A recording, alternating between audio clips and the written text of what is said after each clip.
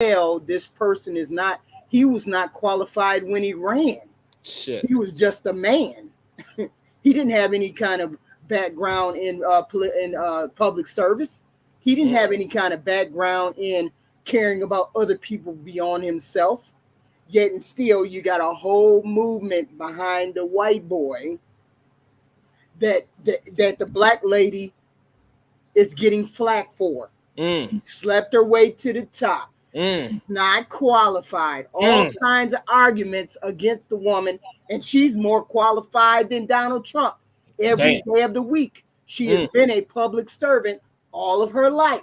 She has claimed herself as black all of her life. That's a lie. I got video to prove it. That's a lie. I got video to prove it. I got the video. Hold on. She pledged Alpha Kappa Alpha, did she not? But I have her on video saying I do not claim one race. I claim Indian. I claim black. She don't ever say I'm a black woman. She never says it. So what's wrong with that? There's nothing. There's nothing. Guys, listen. Hold on, guys. I'm gonna tell you this because I don't want you guys to think I'm a Trump supporter. I am not biased on either one of them. I'm attacking both of them. I'm just saying when Sharon brought it up, when we were talking about it in the chat, I was just simply saying, hey, listen, these are the things they're going to try to do to cripple her. And with Donald Trump being in where he is and the power that he has and the support that he has, especially after the attempted assassination, it's going to be a hard mountain for her to climb based on the fact that, oh, I almost got assassinated for this country. Oh, I got shot at. Oh, I did this and that and the other. He's going to use all of those things, and she got to be ready. That's all I'm saying. Okay, so you still sound muffled, cuz. So that being said, the arguments that you came up with are fallacy, and they're not even logical to bring up because none of that makes a difference. She has always claimed to be black. She pledged the Alpha Kappa Alpha. That's a black sorority, is it not? So she claimed herself to be black even when she was in college, even when she was young. She just said that she's Indian and African American. She claimed both sides. She never said she was a black person. I mean, she never said I'm not a black person. She never said that. Okay, so that's an argument they keep coming up with. She never slept her way to the top. She had an affair with somebody named Wilson or whatever. She had an affair with him, and he was married, but him and his wife had been separated for 10 to 11 years before her and him got into a relationship. That's not correct. And I'm seeing this information. You saw to break up as well. You probably driving, I'm assuming. Go ahead, Otis, jump in there real quick while he gets some reception back. Okay, thank you. I appreciate it. Real quick, for the record, I'm an independent. I really am. And with that being said, and please, Brownsville, when you're going to get back on, and a lot of people that want to come in. What I hear when people say they're going to vote for Kamala, the only reason I hear back, what's that feedback? I don't know. I can't even mute him. That's crazy. Okay, hold on. Go ahead. Okay. The only thing I'm hearing that people want to vote for Kamala for, and correct me if I'm wrong, especially from Brownsville when they come back up, is because she's a woman of color. No one is really for the full point giving me explanations, policies, reasons why they want to vote for her. Almost exactly. Almost the same thing when Barack Obama was running for president. And I'm going to be 100% transparent. I'm being honest with you. I did not vote for Barack Obama. I voted for the businessman because he was an executive. That's who I voted for. But when Barack won, I cried because I was happy for him. It was historic, but I took race and all that stuff off the table. I was going off the policies. Same here. So why hear me out real quick. Hear me out, please. Please don't reiterate. Okay. I'm going more on the Republican side, not Trump. The hell with Trump, because of the tax breaks, because of the tax loopholes that he let people know about. It was Trump that let people know about the tax loopholes. It was Trump that let people know that if you file your taxes the right way, that you could get more incentives and things like that.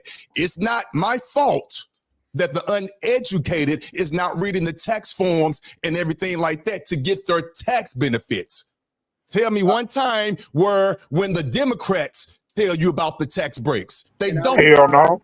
They don't. But here's the thing. I don't go off race. I go. But we gotta also be careful of our language. It's not a tax loophole. It's It something is a tax loophole. It's tax not, breaks. the reason why it's not a, yes, it is. The reason why it's not a, I know. The reason why it's not a loophole because every American can use it. It is okay. I got you. Okay, so with that being said, you're right. So with that being said, how come every American don't? Because they have every opportunity. Exactly.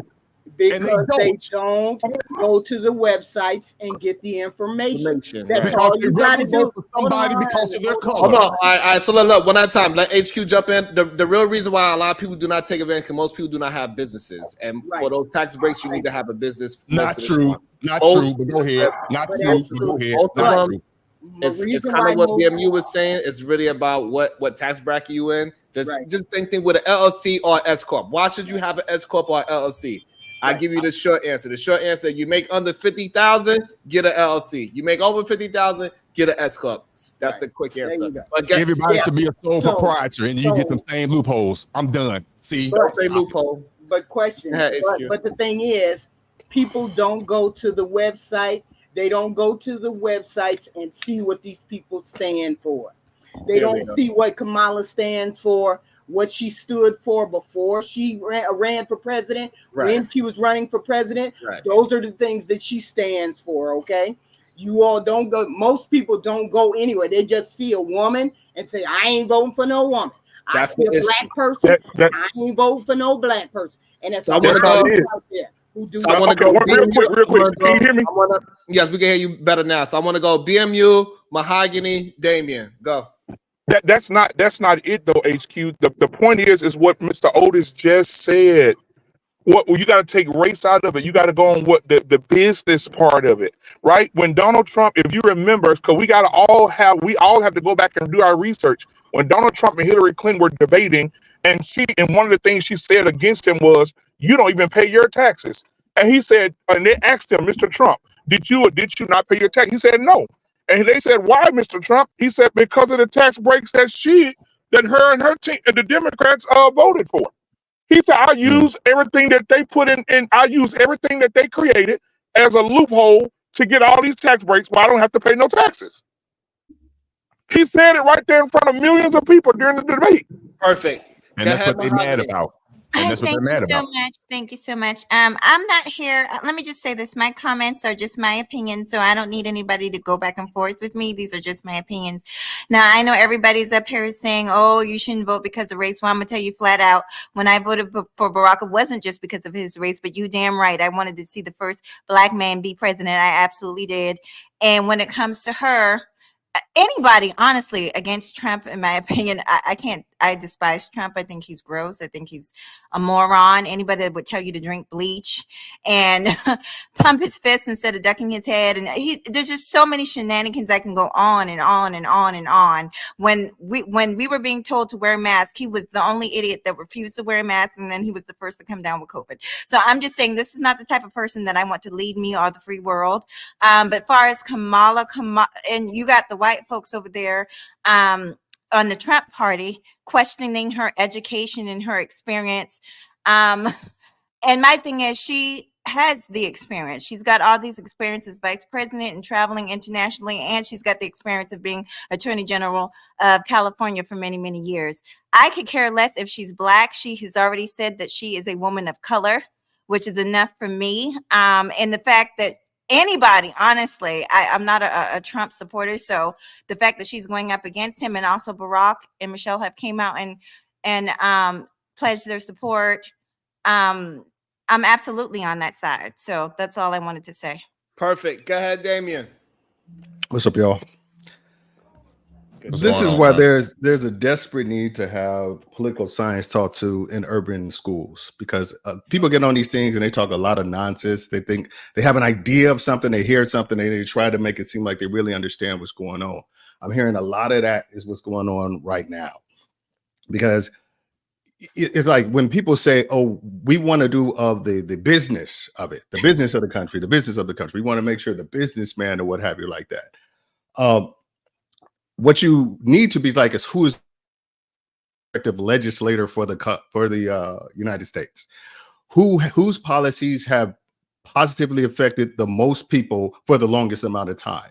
I think that's what you need to go by. And if you do the math, if you do the reading and do, Google's everybody's friend, which policies have affected positively and negatively the people of the United States more? Is it the policies of Donald Trump, or is it the policies of Joe Biden? And which ones moving forward will do the most damage? Most economists said, if you look at the most economists, they say that Trump's policies will increase and continue inflation, as well as in add significantly more to the national debt. Trump added $7.4 trillion to the national debt in his 4 years, highest than any other president in the history of our country. So if you really want it to be like, okay, I want to keep this non-personal and non-emotional, do the work to see which president's legislative body has been better for the company. And Kamala was a part of that. Right. She was a part of that. And that's why I said earlier, Damien, is that like, hey, we got to remember that the president, the new president, he gets what the other president just did. So, you know what I'm saying? So that's the trickle down effect. Can I add something? I just want to add something. Trump did something, and then Biden had to inherit it, and we are where we are today because of it. Go ahead.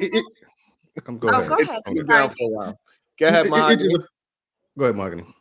Oh, it's really short. I was going to say, because Damien brought up some really, really good points. And you guys have all said it. The most important thing is for people to do their own research, because I have heard a lot of the rumors, but I've also heard people like Roland Martin and other people backing up that a lot of those rumors aren't true. So, and I have no doubt when election time comes and those two have to face off in the polls, that the truth will come out. And so at that time, with further, at that time, make your decision. Just don't go based on rumors. That's not good. Right. And the last thing I wanted to say was, as far as my statements, because I see people in the comments, and that's fine. You guys are entitled. But like, I am unapologetic about my stance about voting for the first Black president. That was me. I'm not saying everybody had to do it, but I definitely did it, and I'm proud of it. Don't worry, Mahogany, I was with you. Well, the thing of it is, a lot of Black folks. Fuck that. But this is the thing, Sharon. Black folks are. I ain't gonna lie, Mahogany. I said, you know what, Sharon? I see people just do it just because. Exactly, Sharon. Black folks are up here. Turn, Otis. But listen, they're up here. Oh no, not just because he's Black, not because he's Black. But what do you think a lot of them people on Trump's side are doing? What do you think a lot of those rednecks on Trump's side are doing? Like, y'all got to get your head out your ass. Color does matter, obviously. Otherwise, they wouldn't be concerned about having two women or two minorities at the same time. Color does matter to these people, whether they matter to you or not. You better get your head out your ass. I see Otis want to jump in. Can I ask her a question? No, go ahead. Okay, go ahead, BM. Hey, Mahogany, I want to ask you a question. That was okay. Yeah, I want to say your name correctly. So do you think right at this point right now, when you mentioned the rednecks, because there is a lot of them, and when you see those Trump rallies selling out 19,000, 20,000 people selling out arenas, selling out all this other stuff, he sold shoes and made $100 million in shoe sales. So the man, I don't know what's happening to those, that picture you talked about, the man pumping his fist instead of ducking his head. They sold millions of those T-shirts for $60 a piece. So they're making money off his imperfections. But I will ask this question: do you think in this country that the old white man sitting in his trailer house in Mississippi that's about to turn over and the water turned off, do you think them boys and all these other rednecks going to allow a Black woman to become president of the United States? I think this is going to be the biggest voter turnout in U.S. history. Yes. I think that just like with Barack, like you just said, that old man in his rocking chair, although a lot of them ain't old no more, they just pass the hate on to their grandchildren. But I wanted to say, hey, but if that is the case, if you actually believe that gives you more reason to fight against it. and vote. Because they are being, the way how you just produced the question is that they just being race loyal, and that's it. Nothing else to it.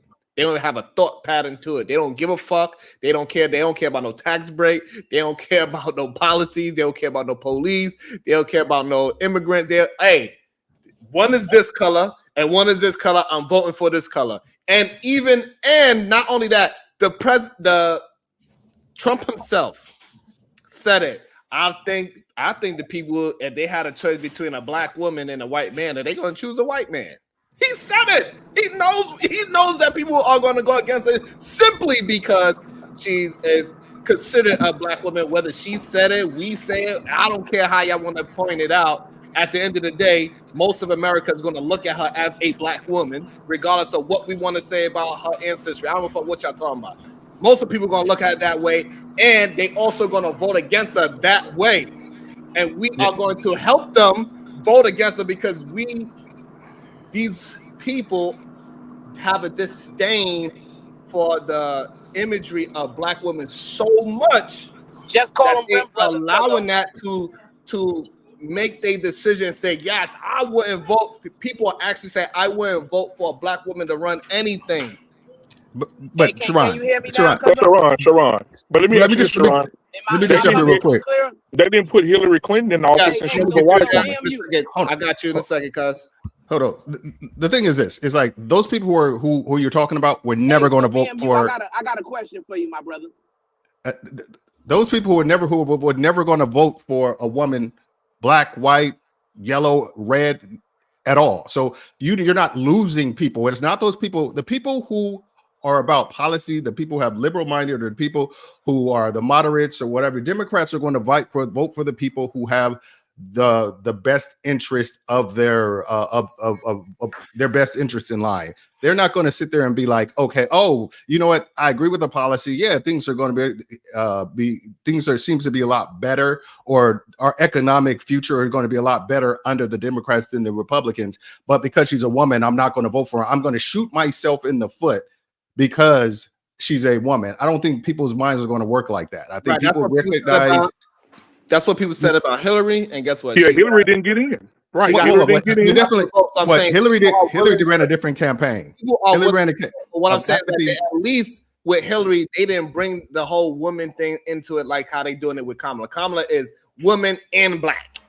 She got a double whammy, I guess I could say. But Sharon, you remember when Trump said Hillary Clinton is very nasty, very nasty. I want to get Brownsville in there because his microphone is acting up. Go ahead, Brownsville. Hey, can you hear me now, Cuzzo? Yes. All right, so I got a question for BMU. Who do you believe is more knowledgeable on the U.S. Constitution, Kamala Harris or Donald Trump? Oh, absolutely, Kamala Harris, for sure. Okay. I agree. Who do you believe is more knowledgeable when it comes to what it takes to make laws and enforce laws in this country, Kamala Harris or Donald Trump? Oh, Kamala Harris, because she's a previous prosecutor and attorney general. So yes, that's her life. Yeah. Right. So who do you believe is the better communicator, Kamala Harris or Donald Trump? Kamala Harris. Shit.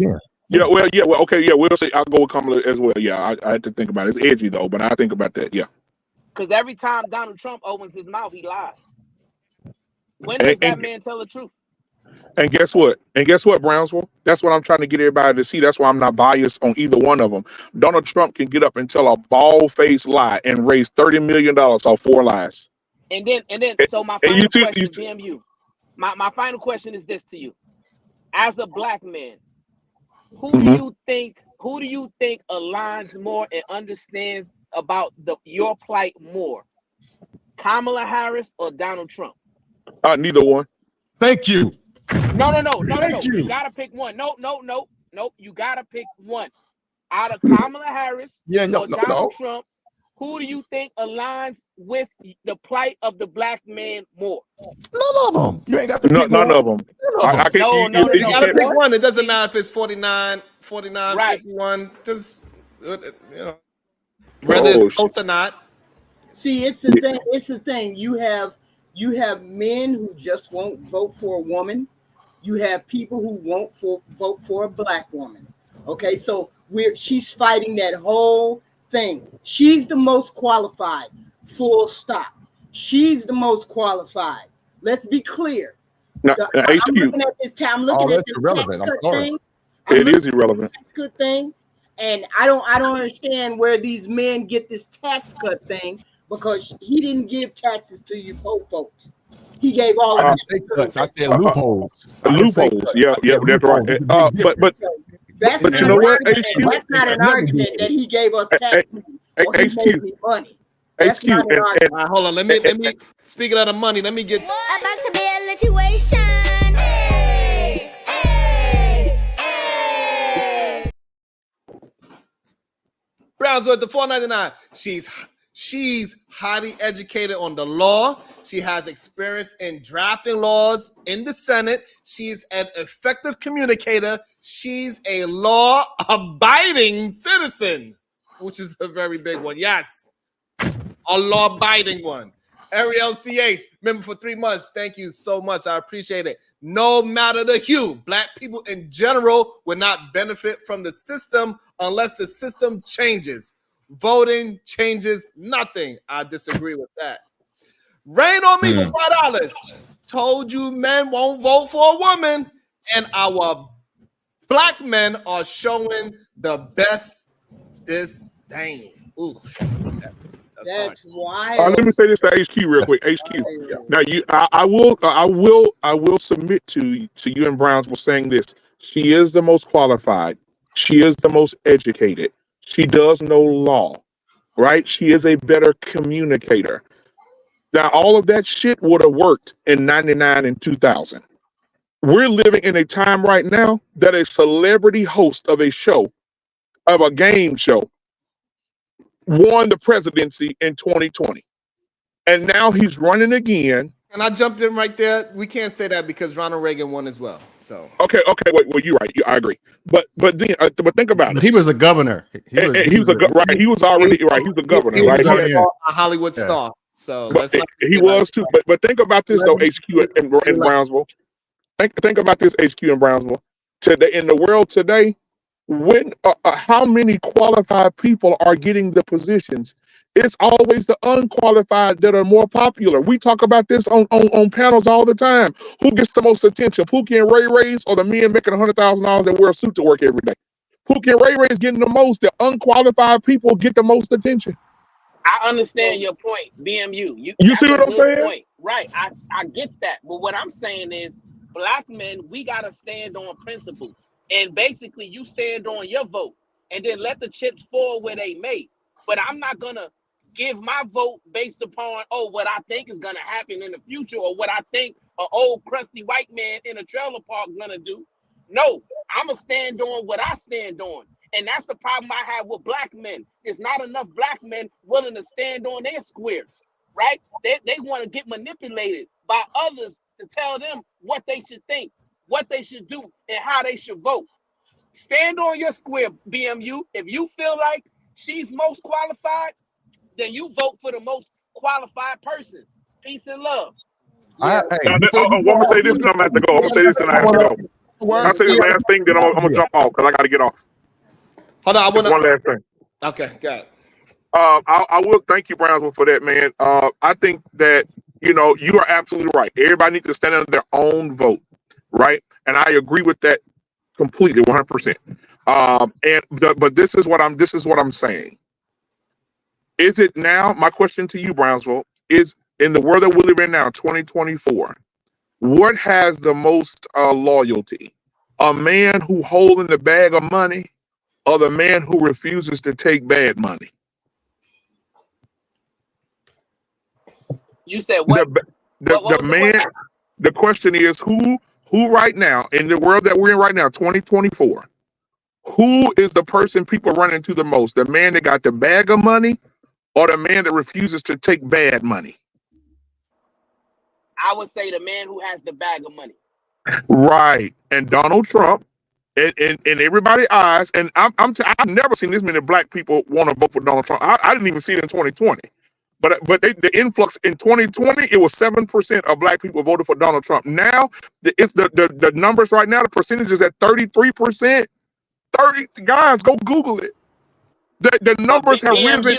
And that's the thing, right? Because you're right about that analogy about they run into the man who has the bag of money, but the person you elect for president ain't giving you no money. That's the issue. It's an ignorant premise. That I'm willing to bet that stat was him running against Biden, not against Kamala Harris. That's an old, outdated stat based on. I'm glad somebody else said it. Beautiful, Damien. I also want to bring in somebody brand new to the show, Trey. Good day, sir. How you doing? What's your thoughts? What's good with y'all? No, my brother Trey. What's up, Trey? That's my boy. What's up, BMU? I just came to challenge this qualification thing. I find that quite interesting. If you worked a job and you were already in the job, and for whatever reason you were replaced in that job, or maybe you lost the job and somebody else came in and wanted to have the job that you had, and they said that this person was more qualified even though they had never done the job that you had already done, how would they be more qualified? Trump is not less qualified than Kamala because he's already been the president. He already did 4 years as the president. We're not saying former President Kamala Harris. We're saying former President Donald Trump.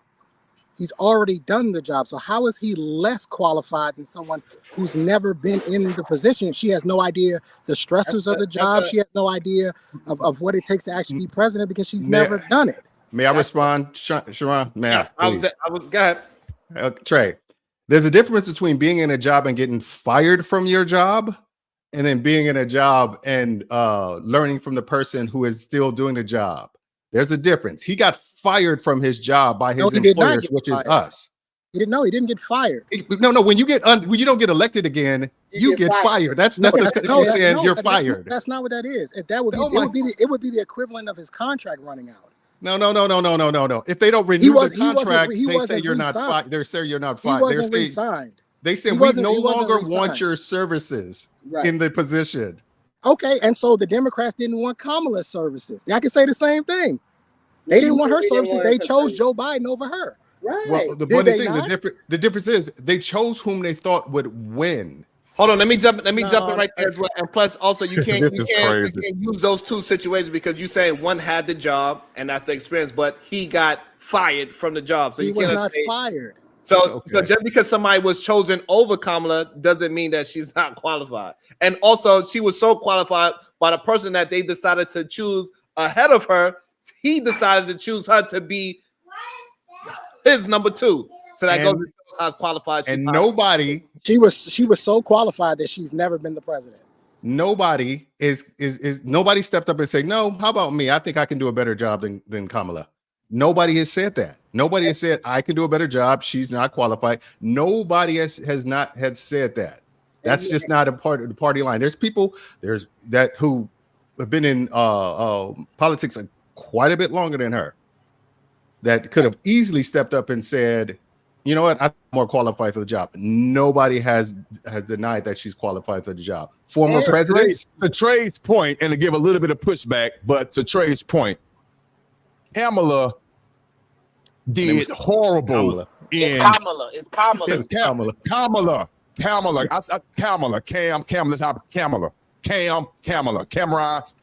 Okay. No, it's Kamala. Dude, you know Otis can't pronounce words. Go ahead, Otis. Good Lord. It's better than y'all saying Carmela, like you were saying earlier. Stop it. Don't correct me now. When you was one saying Carmela. Now getting back to my point. Hey, Otis, put your Instagram in the back. I'm going to send you the link for the show tonight. Okay, I will. Getting back to the point, Kamala did horrible in the primaries. Horrible. Yep. So much the fact that she had to drop out. The funding stopped, all that.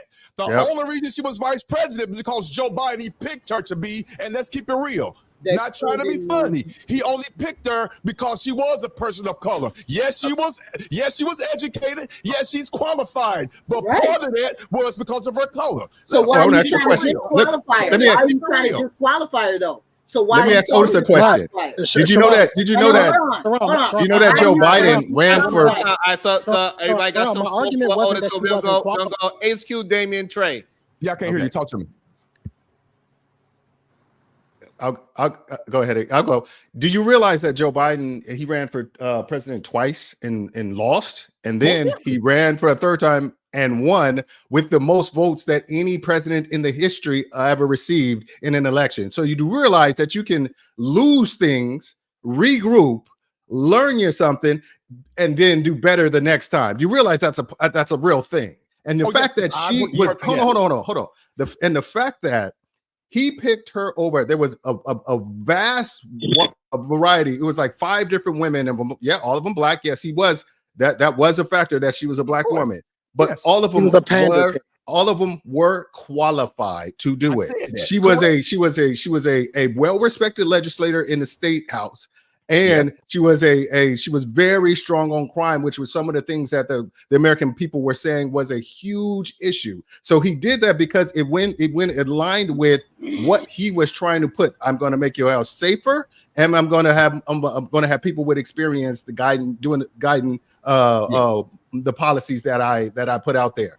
That's why I did it. If she was just Joe Schmo, she wouldn't have been there. She had to have some qualifications, and just like how JD Vance is doing right now, he's making the Trump ticket look weaker. If she didn't have what it takes, she wouldn't have made it look stronger. That made his ticket look stronger, not weaker, because the American people saw that she would be a benefit to his cabinet instead of a detriment. So that's what I'm saying. So don't make it seem like, all she was that was a factor. Yeah, why not? But that doesn't mean that's all she was. Dame, great. I love you. Great points, but don't make it seem like I said that was the only reason. First thing I said was, of course, she's qualified. She's definitely qualified. But it's real. The optics is one of the reasons that she was picked was because she was a person of color, along with her qualifications. That's obvious. That's all I'm saying. Correct? Yeah, but that's fine. But that's okay. That's all I'm saying. I got you. That's okay. There's no issue with that. My argument isn't that she isn't qualified. Go ahead, Trey. That's not my argument. My argument is that she's not as qualified or more qualified than the former president. That doesn't make any sense. Okay. It absolutely does make sense. She could absolutely be more qualified than what he is. Nobody here can that's tell the reason me why how he lost his job in the first place, because he wasn't doing the job properly. Nobody here can tell me how a Harris presidency runs. Can anybody tell me how Harris presidency goes? I can tell you how it'll start off. It'll start off with the I can tell you. You want to know? You asked me a question. I'm answering it. No. I'm asking a specific question. You're talking about how it's going to start off. Can anybody tell me how a Harris presidency, a Harris administration will run or goes with examples? No. Can you tell me what a second term Donald Trump president will go? No, but I can tell you how our first exactly. What are we talking about? because a lot of the policies are more of the same. He still feels the same about transgender. He still feels the same about immigration. He still feels the same about tariffs. He still feels the same way about a lot of the things that he felt during the first term. It's it's more of the same. So he still feels the same about the failed policies that got him kicked out in the first place. Every president has failed policies. Obama has failed policies. Bush, number one and number two. We're talking about Trump. Every president has failed policies. The vast majority of the things he campaigned on, he did maybe 1% of everything he campaigned on. Just like that is a failure as a president. Joe Biden did about 15% of his agenda. He did most of his agenda. HQ, stop, HQ. This man was shaking hands with invisible people and shitting on himself. Well, hold on a second. Come on now. The fact of the matter is, Sharon, I'm gonna go.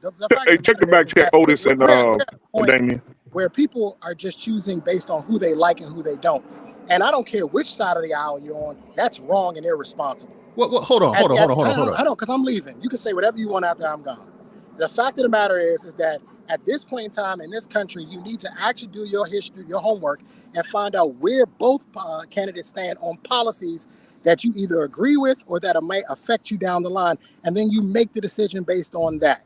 But right now, what I'm seeing is what has turned into a gender war. America is embarrassing. This is embarrassing. As a military veteran, as a former law enforcement officer, I am embarrassed to call myself an American because this isn't how this is supposed to go. What's supposed to happen is you're supposed to look at the policies of both candidates and determines which one you identify the most with, which one you agree with the most. And if you don't agree with any of them, then don't vote. But if you want to please vote, stay on. that's how it I would goes. like for 1 second, because you are being vastly hypocritical right now. And I guess he jumped off because he's been vastly hypocritical, because he wants to talk about looking at policies. I'm saying at some point, you have to consider the character of the person who's representing you on the national stage. I mean, the global stage. I mean, like, realistically, the embarrassment is being riding for a guy who has been convicted judiciously of sexual assaulting a woman. The embarrassment is riding for a guy who is a convicted felon, 34-time convicted felon. The embarrassment of a guy who is liable right now to almost $1 billion in court judgments against him, leaving him open to blackmail and bribery from other countries. That's the embarrassment. Our president should be a beacon of upstanding character and model the behaviors we want to see the best in America. Everything he models is the worst in America. Greed, self-centered. I feel like this.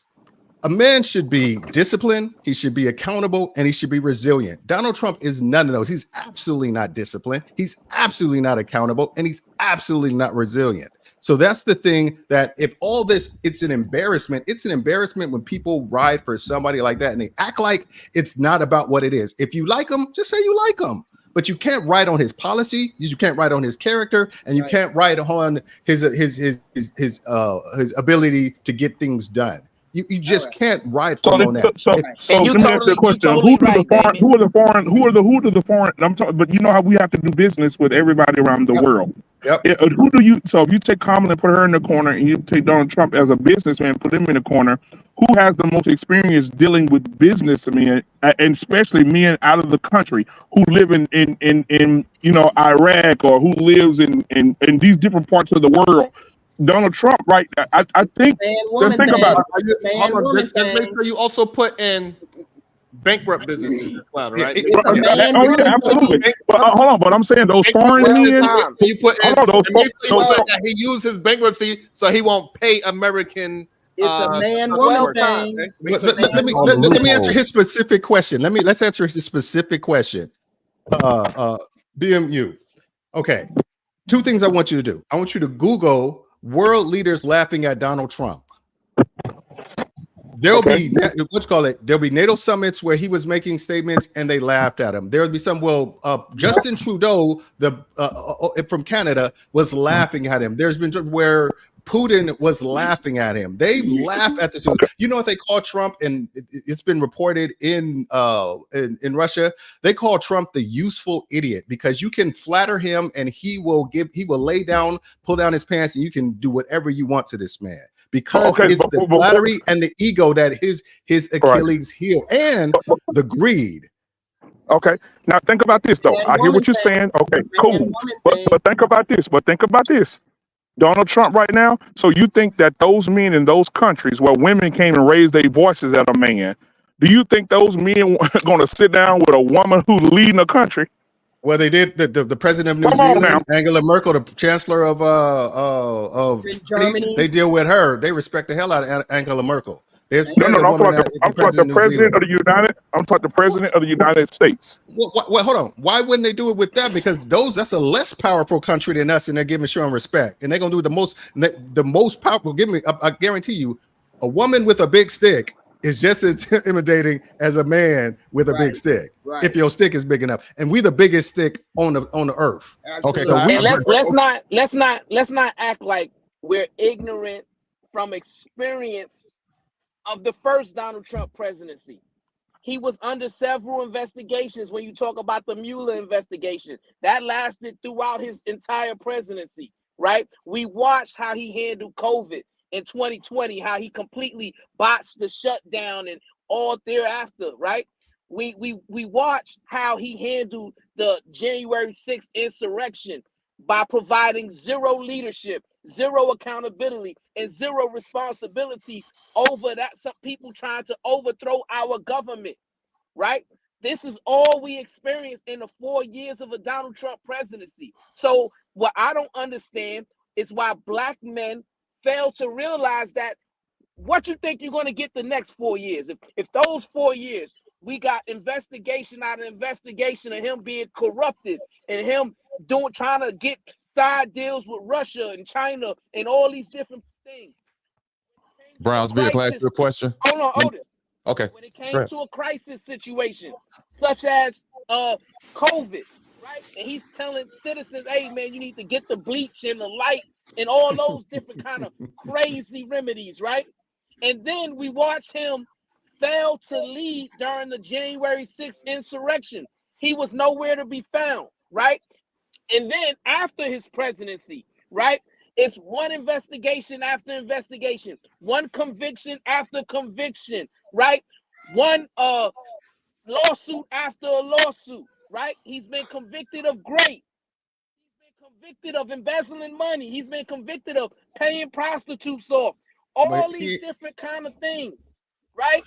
Well, he ain't gonna be convicted of that stuff. He just did that shit. All right, hold on 1 second. Hold on 1 second. Welcome to the show, Screenwriter 94. Good day to you. What's your thoughts? Yeah, can y'all hear me? Yes. Yeah. So my thing is, I mean, I didn't vote during the last election on the federal level. Mostly I've been sticking to the local, honestly. And I honestly think people need to do that more. But true. I guess that's besides the point. We could talk about it. To me, neither one of the candidates motivate me enough personally for me to go vote for them. I don't know Kamala's platform personally. I don't know her platform. I do know what Trump did, and I'll say this. A lot of the stuff he said he was going to do, well, one of the main things he said he was going to do that he did not do, which was building a wall. That's what he ran on, building a wall. Bringing a truth home. He didn't do that neither. Yeah, repealing the Affordable Care Act. Didn't do that. Yeah, he didn't do a lot of stuff he said he was going to do. He didn't do. And the wall thing, I think people don't realize how many people was kind of leaning towards him just for the wall. I mean, people were complaining about immigration for a long time. And for him not to do it, and for Joe Biden to have done more towards immigration than him, not saying he did enough, but for him to do more towards it than him, it's kind of crazy. Can I speak after that? So I just absolutely.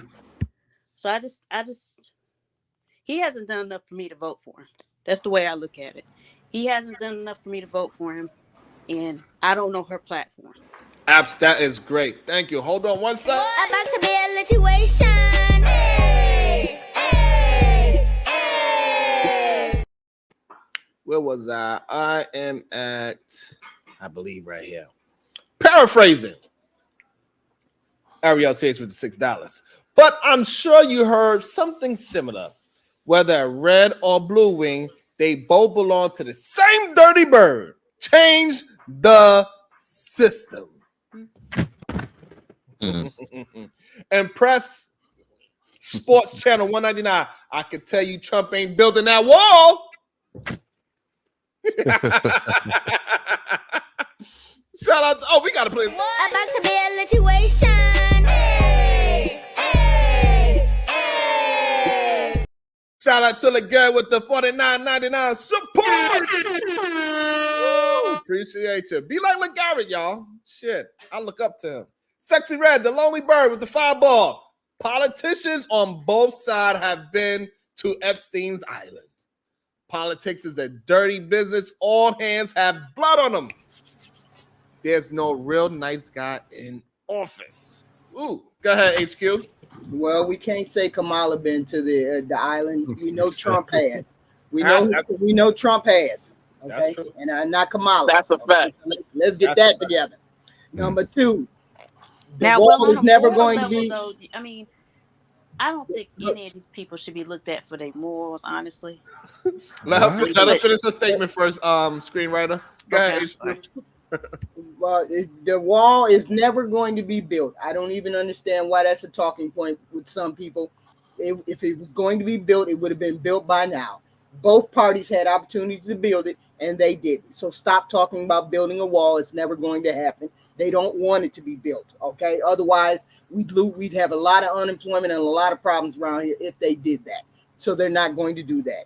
Number two, if you're not familiar with their platform, you need to go to their websites and read about their platform instead of saying I don't know, or I don't think, or maybe this is true. We tell people these things are not true about the wall, about taxes. We tell them it's not true, and they believe it anyway, which tells me you haven't been to the other person's website. You haven't been to the other person's platform to read about what they do.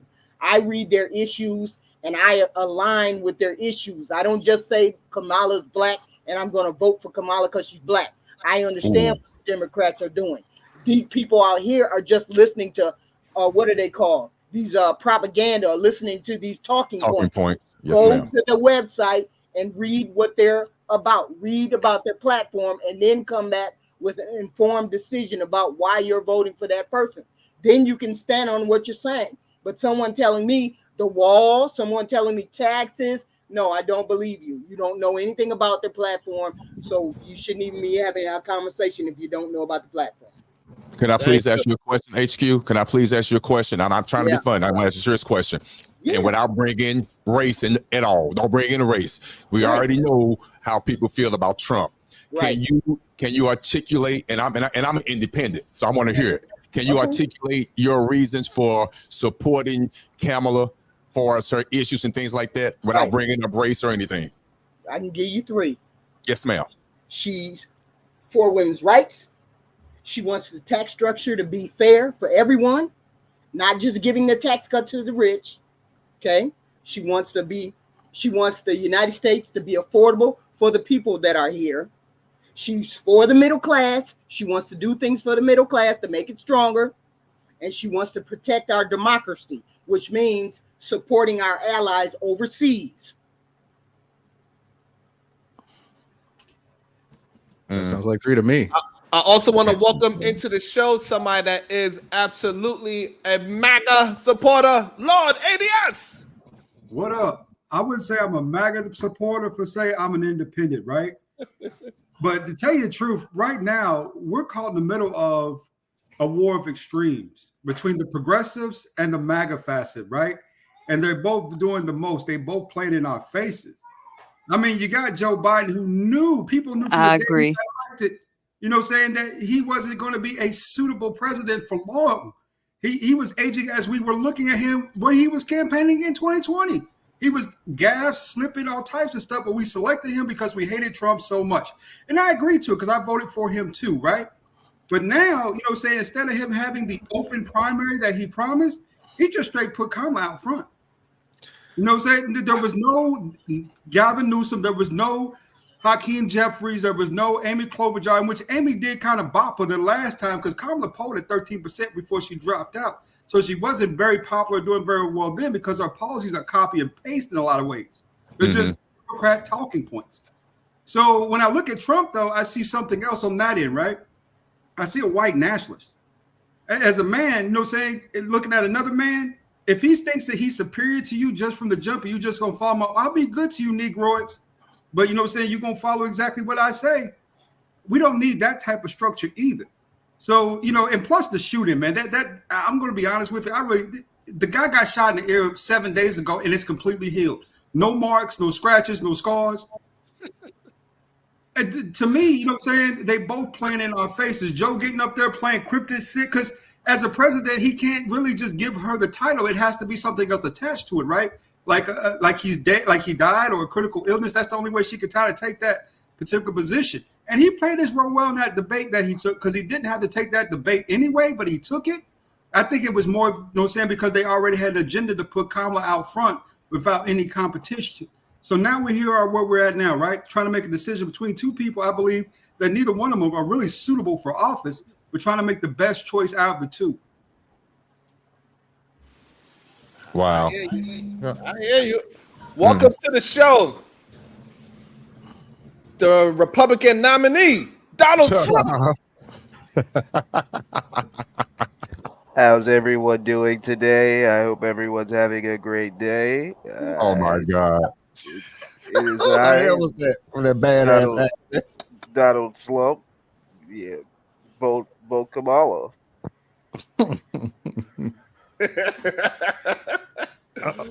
Wow. You know, I agree with what Lord ADS is saying. I just think they playing in our faces. I mean, all the stuff that's been going on.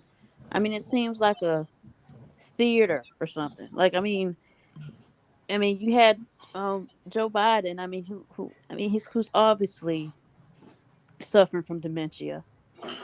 And Trump, like he said, he comes off as a white nationalist. That's what he comes off as. Yeah. So. Hey, Scream. Oh, I'm sorry, Scream. I apologize. Go ahead. I'm sorry.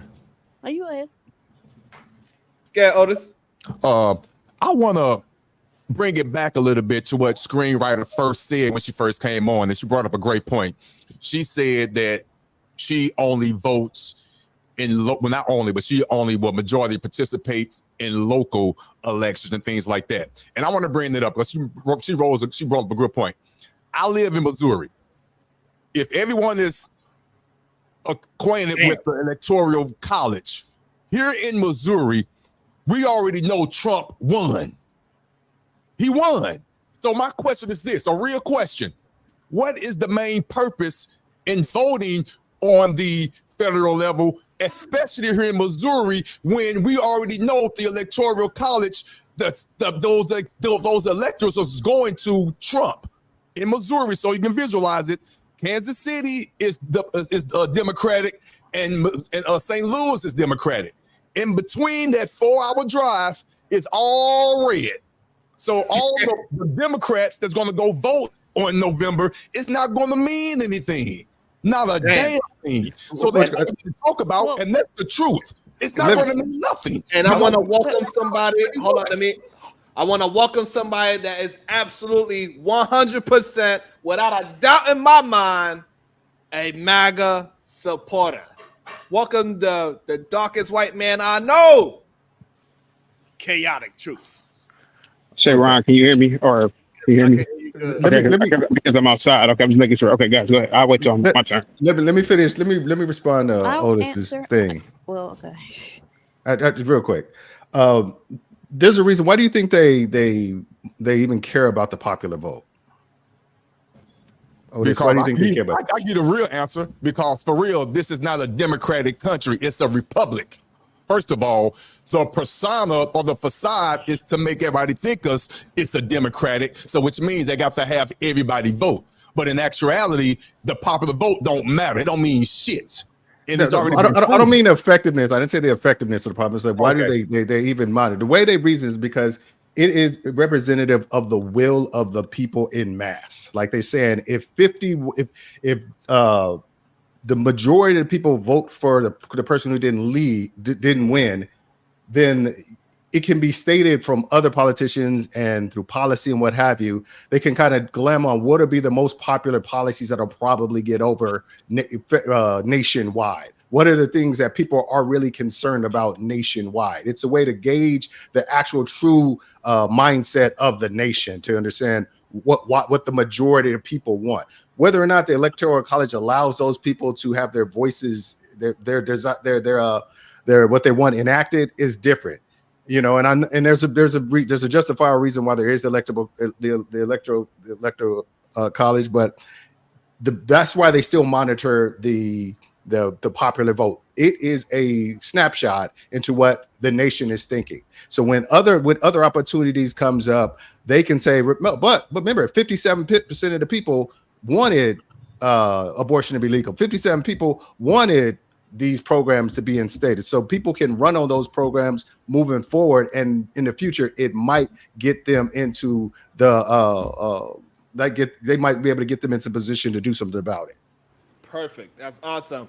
Welcome into the show, Chaotic Truth. What's your thoughts so far? Tell me why Kamala Harris is a better, more qualified candidate than Donald Trump. Can you hear me?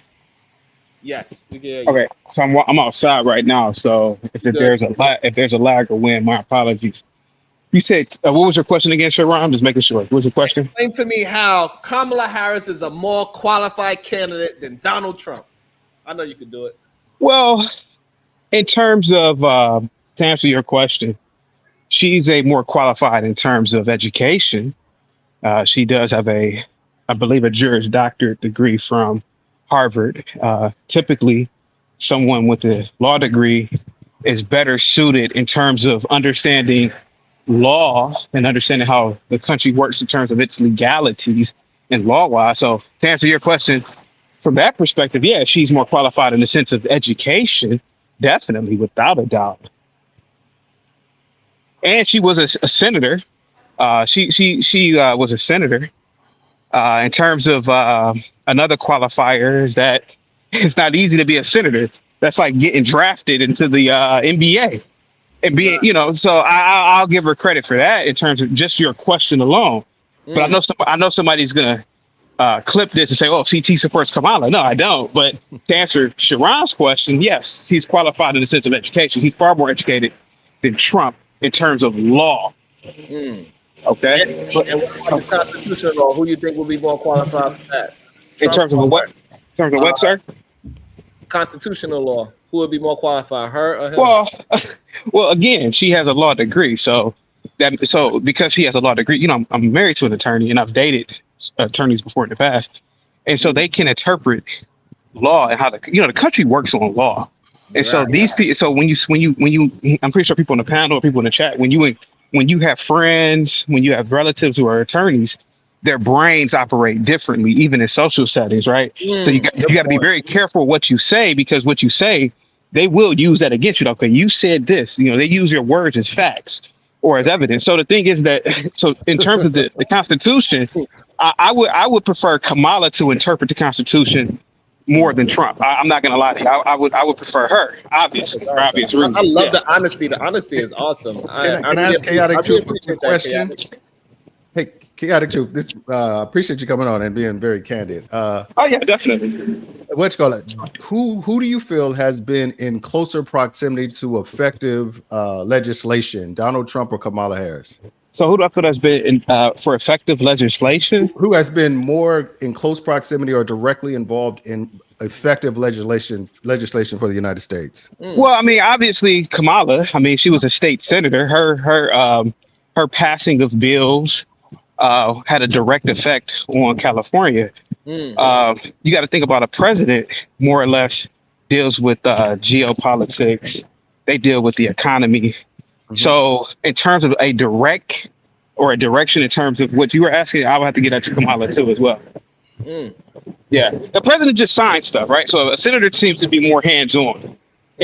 But just for their specific thing, a president has to do so many different things. They're the commander-in-chief of the military. They're this, they're that. Kamala's not the commander-in-chief of the military when she's the senator of a state. She literally works with law. She literally works with, passing bills, etc. The president, in my opinion, symbolic will sign up, like, let's say a bill passes through the House, passes through the Senate. Well, I mean, let's be honest, the president just signs off if it fits the need of the country. Yeah. Great point. They don't really sit. Yeah, I mean, let's just be honest about it. Right. Damn, you're disappointed in me, Chaotic Truth. I thought we'd have a chance to argue about something, but you're very logical. Yeah, I mean, here goes the thing. Sharon is asking me questions that I have to be logical about. Like, that's like if Sharon were to ask me who's more physically fit. Well, I got to give it to Kamala. Like, Trump is an 80-year-old fat man who lied about his weight. I mean, I love Trump to death, but I'm not gonna sit up here and lie. Like, no, Kamala's more physically fit in terms of her age and her physicality, whereas Trump is overweight, pot belly. He's always being seen eating fast food. And again, it could all just be for show. Like when Floyd was eating fast food during his all access pass, but we know Floyd wasn't really eating that shit because you could tell by his body. But Trump is really eating fast food. But so yeah, to answer that question, yeah, I mean, I have to be truthful, right? Yeah. Now, if you were to ask me, go ahead. Can I ask a question? I just got to ask this one last question. Now mute. I promise I will. Do you feel like the character of a person can be reflected in the views of other world leaders to how they view and approach the president of the United States? Do you feel his character or her character can be a direct effect on how they're approached or viewed by world leaders in international politics? Oh, definitely. I'll give you an example. Biden stumbling and fumbling and stuttering and falling and not being able to use. That's his ability. It's not his character. Well, ability does play a part of your character, but okay, I'll give you this. His character, he's a liar. He's lied about him being a part of the civil rights movement. He lied about he lied about being a good law student. He lied about so many different things. So yes, that can affect you. And the difference between him and Trump is he's so old that he's not charismatic like Trump. Or even though Trump is old too, but he's not because his mind is deteriorating a lot faster than Trump's is. He's not really seen as a respectable leader because, again, he's like a bumbling old fool now, like eating ice cream and again, misremembering things. Politicians see that. And, Xi Jinping a few months ago, or no, not Xi Jinping, Putin sent 2 warships to the borders of Cuba. Now, you may ask, well, what's wrong with that? Well, they hadn't done that in 25 years. Putin is just testing the water, see how far he can go along, because he doesn't respect Biden, to be honest with you. Yeah. I'll be quiet. I gotta be quiet. But and that didn't greatly answer the question. Yeah. I just love like debating with people who have intelligent points who can respect the book. A lot of people, it's been emotion based, and I can appreciate you. So I wish I got so many more questions to go back and forth, but I don't want to hog up Sharon's platform, so I will be quiet and jump in after everybody had a chance to go. Hey, I thought it was a young lady. Go ahead, screenwriter. Yeah, screenwriter. So I was gonna ask. I mean, I guess Chaotic can answer, but it's more so a question to the whole panel. But like, do y'all really believe the 2 candidates that were running, so that would be Biden and Trump, were the best option for each party? I don't think either were. Okay, so you're asking me, right? So Biden clearly wasn't the best option for the Democratic Party. And actually, I had predicted in 2 live streams that they were going to commit a coup d'etat against Biden. I had already made live streams about that weeks ago. So once again, the chaotic truth was right. I knew that they weren't going to have him on as a nominee, right? Because again, his health, decaying memory, decaying thought processes, just the embarrassment overall. Trump was the best candidate. Trump is an alpha male. Trump is brutal. He's brutally honest. Trump is, in my opinion, represents America. And America is picking yourself up from the bootstrap, winning, dogged determination, and rugged capitalism. And that's what Trump represents. And truth be told, that's what the Republicans at one point had represented. And so, because most of the, let's use the yuppie culture of the 80s, and if anybody's from New York, those were Republicans.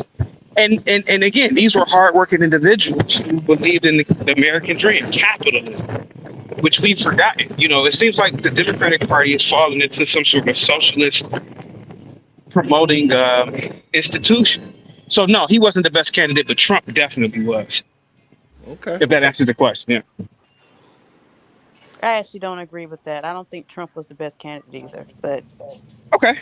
Yeah, I think if you wanted to more likely guarantee a win, you would have picked anybody. Well, preferably Ron DeSantis over him. But yeah, I think if you would have ran Ron DeSantis, they would have won. Ron is too short. I'm not disagreeing with you, but Ron is too short. Damn. Ron too short. Absolutely. You mean short in height? Short in height. I think Ron DeSantis is what, 5'9". He's too short. Again, I think every modern president has been over 6 foot. No, George Bush was 5'10". Well, on paper they say he's 6 foot. I don't know. He could be, but I think Ron was too short, and Ron was too much of a flip flopper. And so he wouldn't have won. Yeah, Trump was the best candidate to win, but not the best person for the job. Yeah. I would without a doubt say Ron. A lot of it had to do with his height. He's a little guy. Yeah, he's a little dude. Yeah. The best candidate. Oh, I said I'd shut up. Sorry. Now you good? Now, the best candidate, the Democratic candidate that I think would be the best possible candidate and will make the best possible president is a man who will never win in a million years. And I think that's Pete Buttigieg. I think he has the temperament, he has the consideration, he has the character, he has the education, he's well-spoken, he's charismatic, he's everything that people like, except he likes to take dick. That's the only reason that people ain't gonna ever vote for him, and he will never be the president of the United States. Oh, no. And that's why he will never be the vice president too. So you can take him off the list. Take him off. Somebody got to echo. I'm not sure if you're not talking to that. Damien, let me ask you a disagree with you on that, Damien. What's up, brother? Let me ask you a question, Damien. I am an independent. I'm being real. I'm playing both sides. Okay. With Trump and how he carries himself, get the words that come out of his mouth. That's based on his stature, his stature, and how he carries himself, who he surrounds himself with.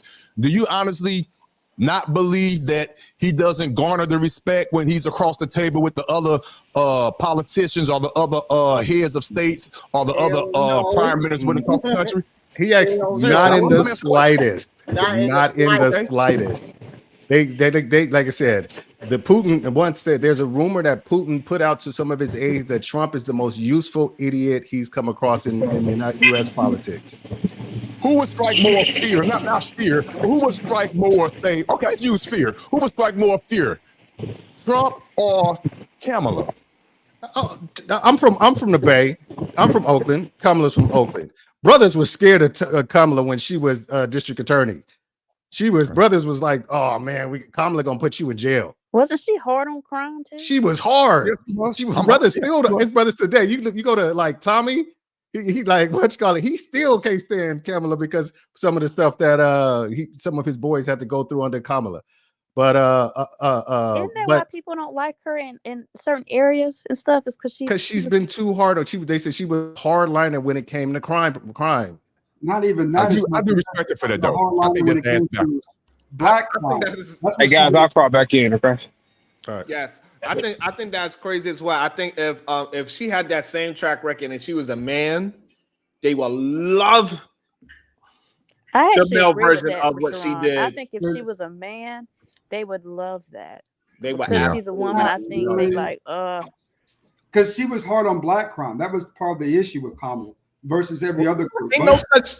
Lord, I be hating when people say that. Oh man, there's no such thing as black crime. Let me interject here because you asked the question earlier. Do I think we have the two best candidates? On the Democratic side, Al Franken was your best candidate.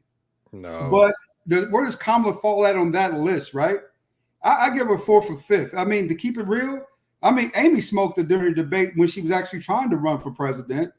Gavin Newsom, to me, is a much better candidate. Absolutely. And Hakeem Jeffries. So with that being said, they forced this on us. There wasn't a primary like Joe promised. They just put it out front.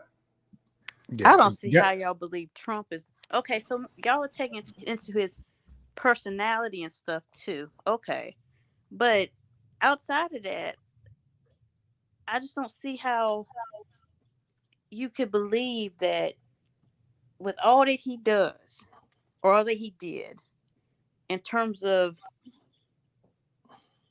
it's just too much. Like the tweeting. I mean, it's like for some people. Keep it policy wise. Talk to me. What is it that what great disdain do you? I'm just asking the question. What's your great disdain for Trump? Talk to me and keep it policies. One thing is, and he gets praised for it. The tariffs. I mean, that is they sell that as less taxes, but it's just raising the price of the good. It made and it the worse. consumer ends up paying. I mean, Americans end up paying for that. Yes, but the way it's presented is like, this is a decrease on tax. The way it was presented was we were basically and we were basically getting back at China, putting China in their place. That too, and it's like we ended up paying for that. Yeah, exactly. Oh, but I want to just revisit what you said, Otis, about who's puts the most fear in political leaders.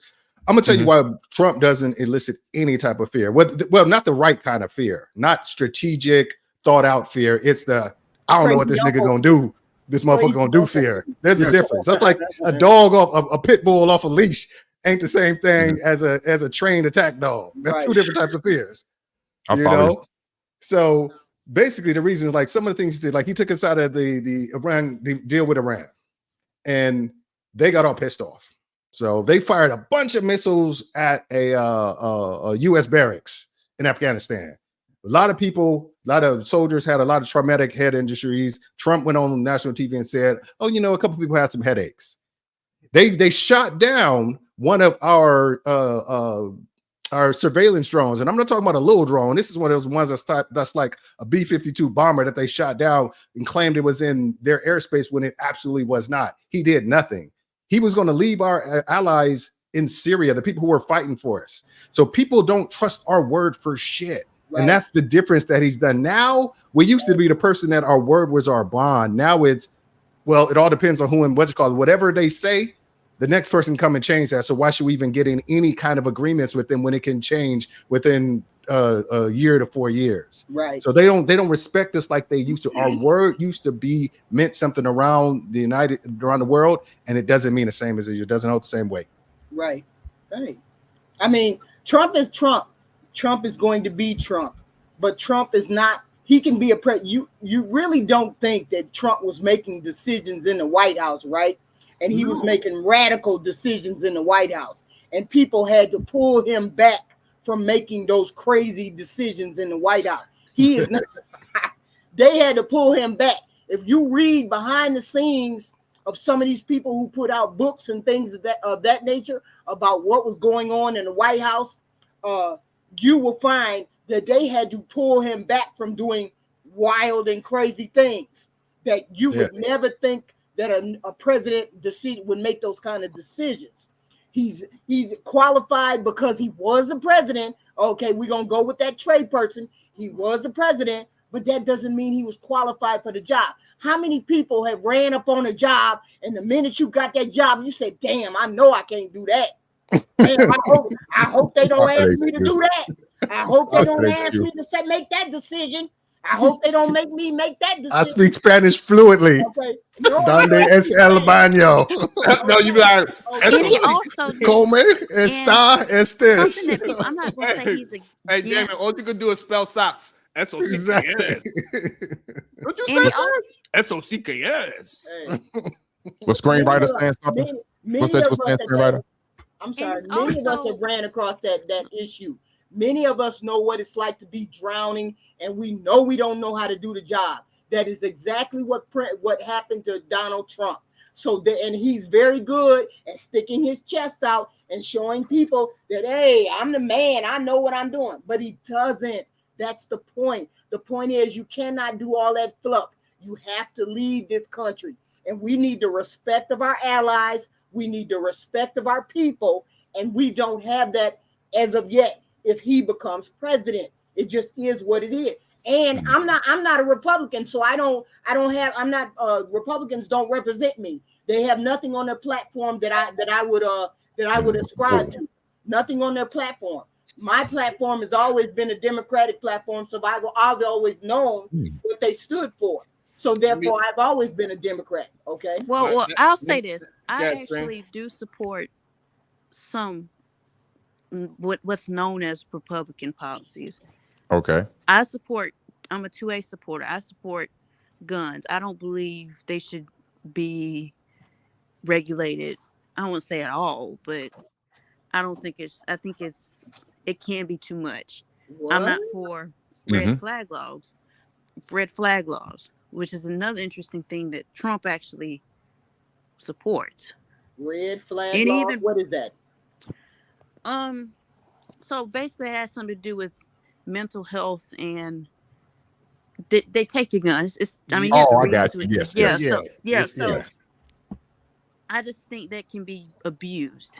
That's my only issue with is that I believe there are loopholes where that can be abused. Has it been abused? Has it been abused? That's the question. Has it been abused? Every law has been abused. Everyone has. Has the gun laws been abused? Yeah, the gun laws been abused. Yeah, have they been abused? Yes. How so? Yeah. How so? I'll give you one example. I'm curious. I want to know. How okay.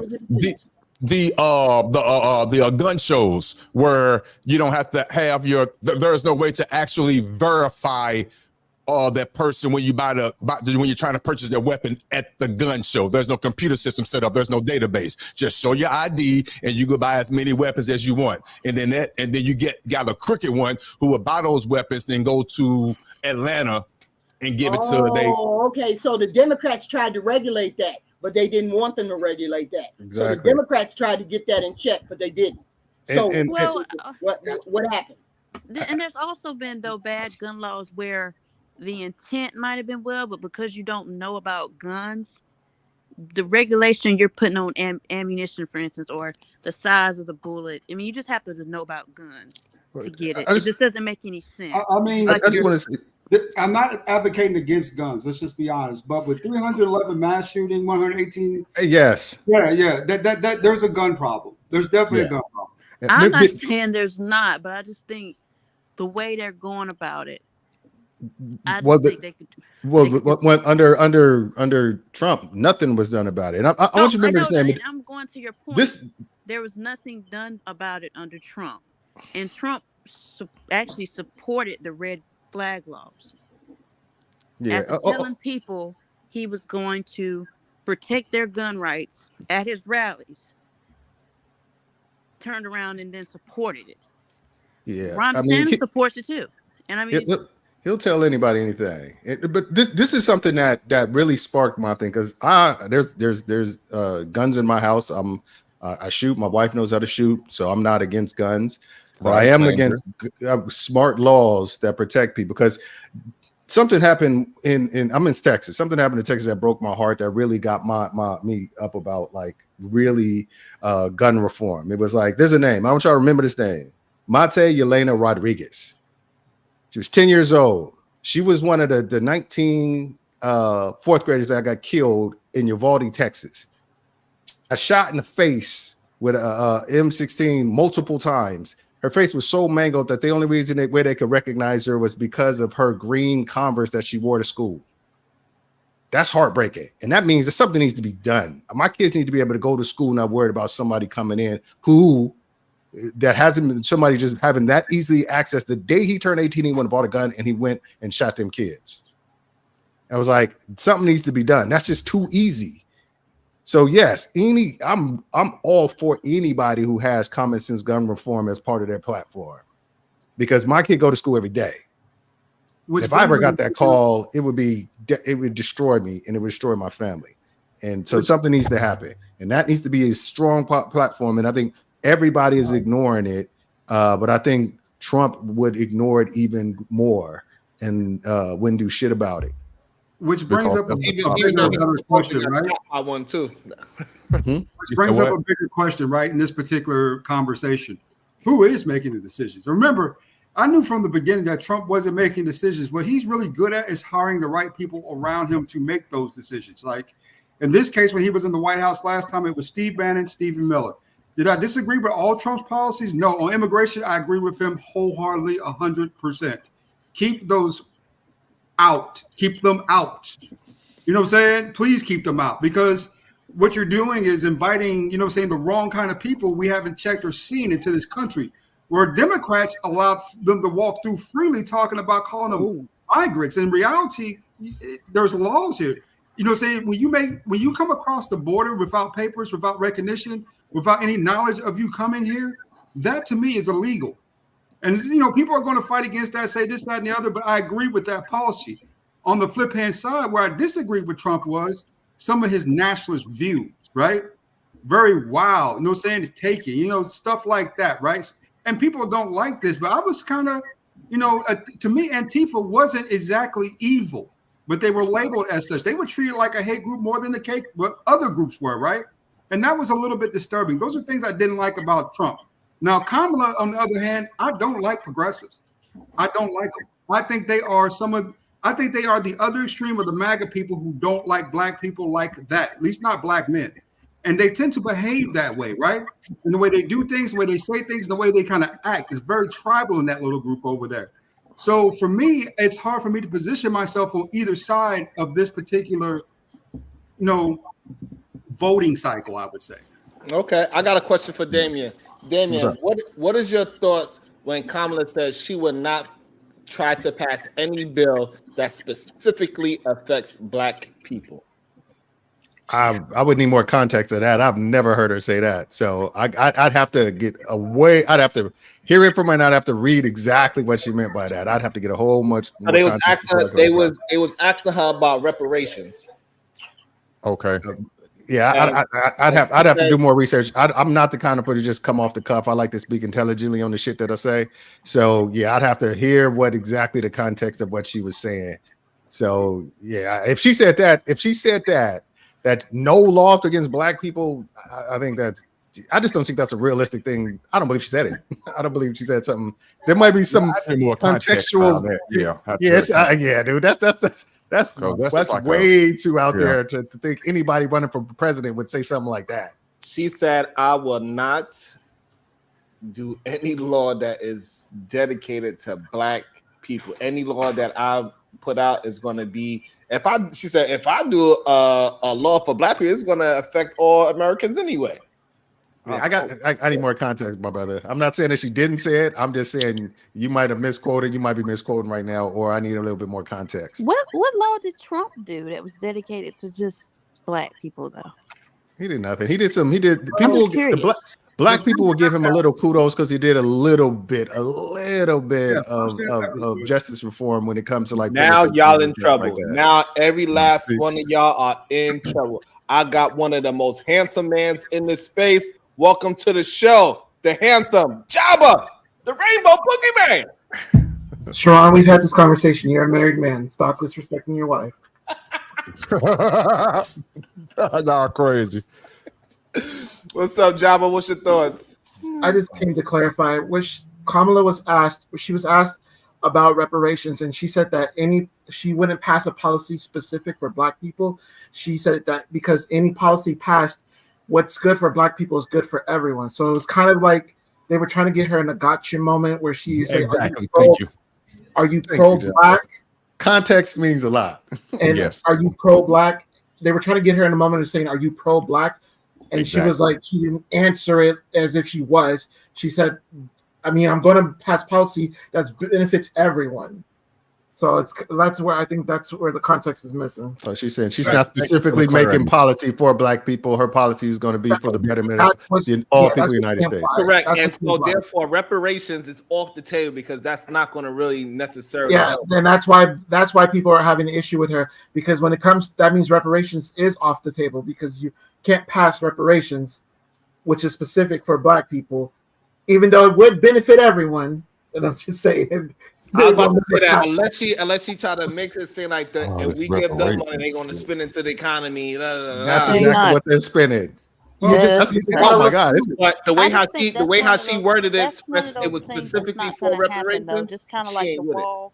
Reparations ain't happening. But and that's why I might have to move back to California because California they putting all kinds of stuff on the books for back on reparation. I'm like, shit, I'm gonna move back. Don't come back out here. And this one ain't doing nothing for us. He already said no. He said no. When they said no already. When he saw how much it was, he was like, "Oh damn, oh damn, never mind, we can't do this." He said, "Gavin said no." That's not true at all. That's not true. They literally created, executive orders for the illegals that came over here to allow them into these sanctuary cities. He created a policy for Asians to make sure they went under a different. I forgot the name of the act that we are under actually when it comes to hate and violence. And then third, he also gave provisions to some of the other cultures that come to this country, like Arabs, things like that. So he does things for different cultures singly. I never said he didn't. I'm just saying when he got when they presented, he had the whole task force to do the investigation onto reparations. They presented their findings to him, and he said no. He said Black people, there are already stuff in place that Black people benefit from. And as far as writing that check, nah. He said we can go back to the drawing board, meaning it's not going to happen. Never said, I agree, it can be passed, but Gavin Newsom said no. He was like, nah, because you got to think about it. In California, Black people, I think we're like, 7%? We are, so you're asking because all the Black folks that were in there in the 80s and the 90s and the early 2000s have evacuated. because of the premise of some of its hostile behavior, but more affordability, right, to live in the state. So Absolutely. it's 3% at this point. Absolutely. Okay. You know, the people said we want to see what she said, and Garrett said we ain't wasting no time. He pulled the video up right away, specifically for Damien, so he can make a decision. So I think Jabba gave me the context, but you play it. Do you support reparations for Black people? Well, listen. Again, we had over 200 years of slavery. We had Jim Crow for almost a century. We had legalized discrimination, segregation, and now we have segregation and discrimination that is not legal but still exists and is a barrier to progress. We have disparities around housing. We have disparities around education. We have disparities around income. And we have to recognize that everybody did not start out on an equal footing in this country. And in particular, Black people have not. And so we have got to recognize that and do something about that and give folks a lift up. That's why, for example, I'm proposing the LIFT Act. Give people who are making $100,000 or less as a family a tax credit, which will benefit and uplift 60% of Black families who are in poverty. So by default, it affects Black families, but there's not a particular policy for African Americans that you would explore. But no, if you look at the reality of who will benefit from certain policies, when you take into account that they're not starting at the same place and they're not starting on equal footing, it will directly benefit Black children, Black families, Black homeowners, because the disparities are so significant.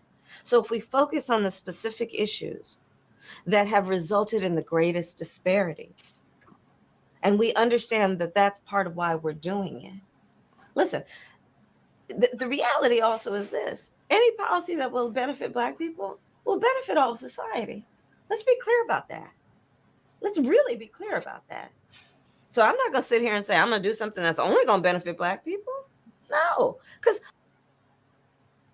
okay, now I've heard exactly what she was saying, and I think what she was saying, number one, she wasn't ready for that. I think you're right. It was like trying to get her in a gotcha question. She wasn't ready for the question, but she said, if by and large the majority of Black families are under that cap of what that needs to be in order to get access to these benefits, then by and large we will be getting a significant amount of that, which will help us to give that hand lift up or whatever she called it out of poverty, and then increase our liability for home ownership, things like that. So, you know, I hear what she's saying, but you can't go and say like, I'm going to go just for Black people if you're trying to run for the president of the United States. It just will not happen. You can't be pigeonhole yourself into that. Like, I'm just going to do this just for Black people. You can't. Yeah. Okay, so that's Damien's thought. Screenwriter, what's your thought? I was gonna say, yeah, that question, the way it was framed, she was definitely trying to get her into a gotcha moment. Just the way the question was framed. So, but in terms of reparations, like I said before, I think that's equivalent to the wall argument. It's just not gonna happen. I mean, if you look into these things, you'll find that they've been talking about this for a very long time. Immigration, needing to protect the borders, all that stuff for years, and nothing has been really. I mean, it's still a problem. It's still a problem. So yeah, if you just handed out a bunch of checks to Black people, it'd be just like it'd be just like Dave Chappelle. It'd be like hold on. I want to get Escalades would be the Cadillac would be the most profitable country in the this is one thing. in the United States. Go ahead, Otis. What's your thoughts on what you just seen? Okay, real quick, they were trying to get her in a got you, mama. Who mic is open? Maybe HQ. HQ, mute up. God damn it. Yeah, what's happening? Yeah, that's me. Yeah, mute up. You got noise in the background. Oh, okay, whatever you sorry, watching. it was me. I came back in the room. Okay, but real quick, of course she was trying to get her in a got you moment. I like the way she answered it. She said, First of all, hopefully she's still trying to do the LIFT Act. If she is, but she said you have to be $100,000 and under or less to get the tax credit. Now, I think that word went over a lot of people's heads. I'm going to talk long. They're not going to give you money. Somebody already said they're not going to give you cash. They're not going to do that. They're going to give you a tax credit. Right. They're not going to give you no cash. Just a credit, which basically means you will use that credit towards something. You won't. You gotta be working. You can't go to the bank and get it out. You can use that credit towards something, but you won't get the cash. You got to listen to the words. Tax credit. That's all I want to say. Who actually used this back in, this is a policy she ran on in 2022. She created it back in 2017, 2018. The reason why it didn't get any traction is because it had so many holes in it, right? Like, for instance, saying the poorest of people wouldn't benefit from that. Guys like me in the middle class, I wouldn't benefit from that because I make just a little bit over that number. Oh, well, not to, but everyone in between from 30 to that other end of it would probably, benefit from it, at least as a tax credit versus anything else. But the reason it didn't go through the first time, I forgot exactly why, but they were saying that it had like a lot of flaws to it, like when it came to the children, things of that nature, but those might have been corrected. Jabba, what's your thoughts on it? Yeah, so I was just going to say, you really got to think about it. You're not going to win a national election in a country where you're still the minority being strictly pro-Black. So you got to move on to what else. What are your other issues? What are your other concerns? I think when it comes to her, you're going to see a lot of pushback because people is like, she's not pro-Black enough or she's too pro-Black. And it's like, what do you want? What exactly do you want? I mean, if you look at Obama's presidency as the blueprint, he had a lot more ideas and what he wanted to do in support of Black people, but it was like, how do you cater that to where it's not everyone else is feeling isolated from it? And then going back even further, look at civil rights. Civil rights was supposed to be specifically towards Black people, but they realized there was no way that was going to get passed if they did not expand it to make sure it's civil, not just Black people's rights. So you got to really come down to what is exactly that you want for future generations, because the reparations talk as it stands now is not going to happen. Shout out to LeGarrette. This is exactly what I was thinking. Go ahead, HQ, before I go to LeGarrette. Go ahead. Okay. No, that wasn't me. That was the other lady. Oh, okay. Let me read this real quick. LeGarrette with the $9.99. You old heads have excuses for everything. But they signed the anti-hate Asian bill without question. I agree 100%. That is something that they got that is benefited towards just a specific type of human being. And speaking of it, welcome to the show, my Asian brother, Ethan Man Williams. What you got? What you eat? And so what I wanted to say, I just got one question. I know y'all having a nice show. I want to say hello to Sharon and hello to Otis. I just got one question for the Boogeyman. I came up here because the Boogeyman was up here. So now, question to Jabba, the Rainbow Boogeyman: are gays minorities? We are in this country. Y'all are. Oh, so Black people are not big enough to go and support something for them.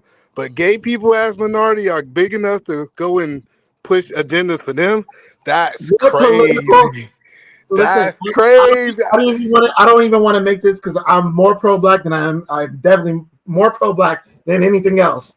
But what power do Black people have when it comes to the national standing? What power do we actually? What collateral do we have? We do not have the political. We do not have the political power that these other minority groups have. You are absolutely I got you. right. Hold on. So do you believe that gays have political power in your opinion? Absolutely. Look what we've done in the last. Crazy. You are crazy. Look at what we've accomplished since they removed homosexuality from the index.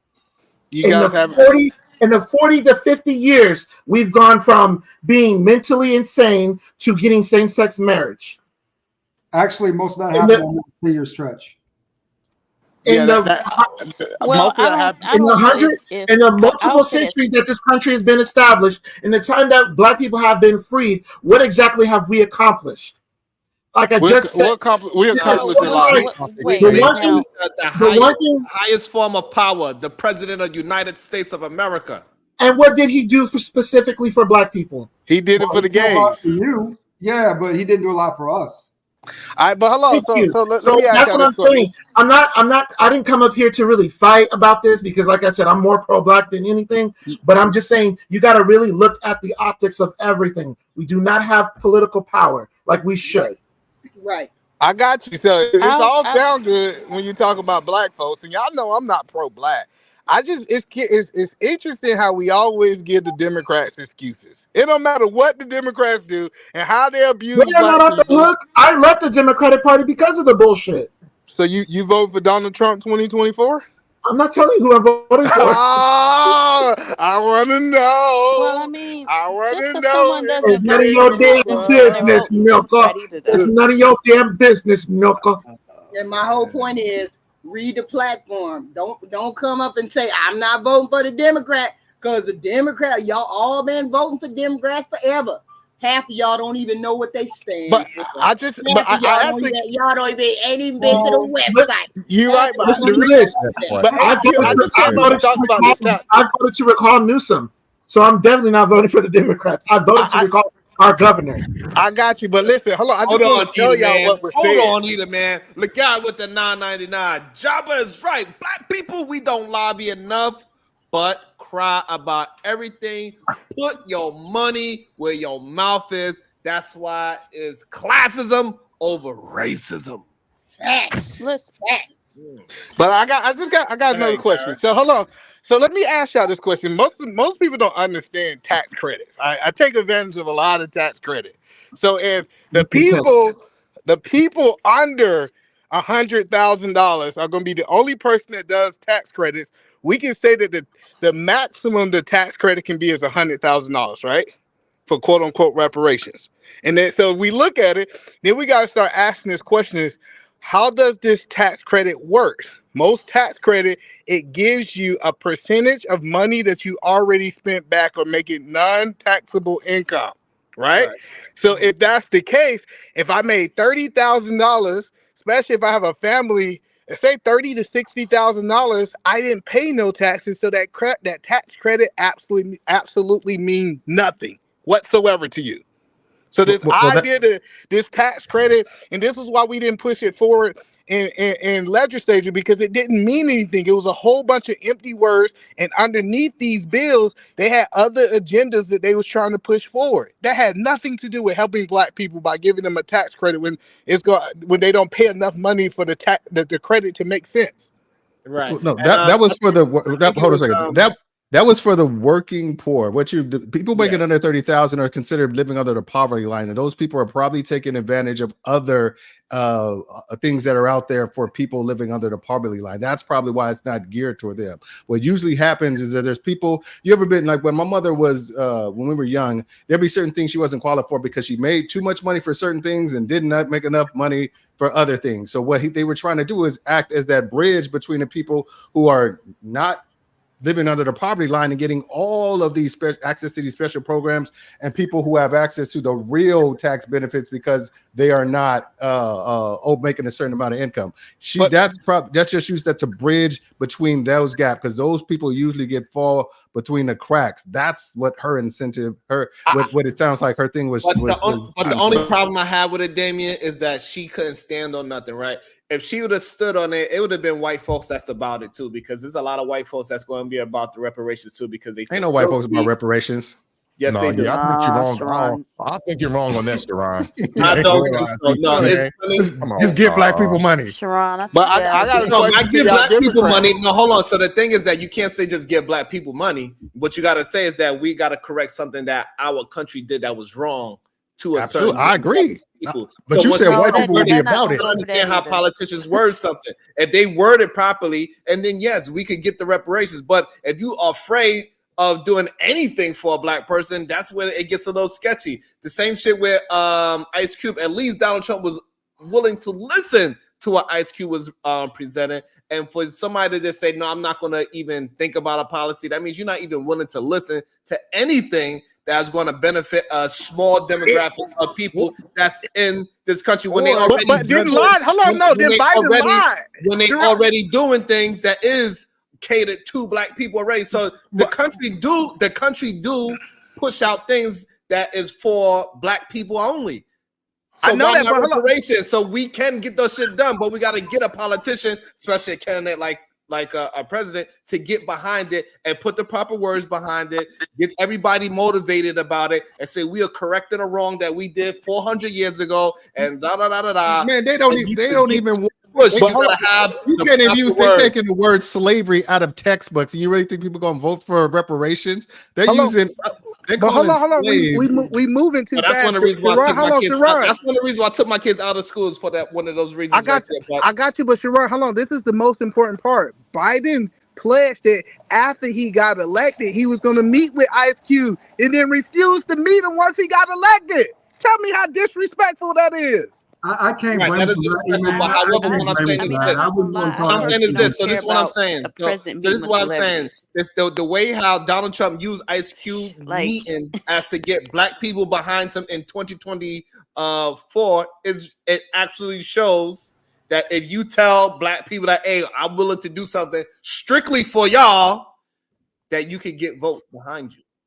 I don't think we fall for the banana in the tailpipe as easy as you think. They don't care about reparations. Hold on. They don't care about reparations because you're willing to vote for Donald Trump, and you know you ain't getting no reparations when you vote for him. I don't even know how we going into that conversation. Wow, you're not getting it with nobody. You ain't getting it with nobody. I don't understand the conversation because you're not getting it. So why are they trying to hold Kamala to the fire about reparations when they willing to vote for Donald Trump? That's my point.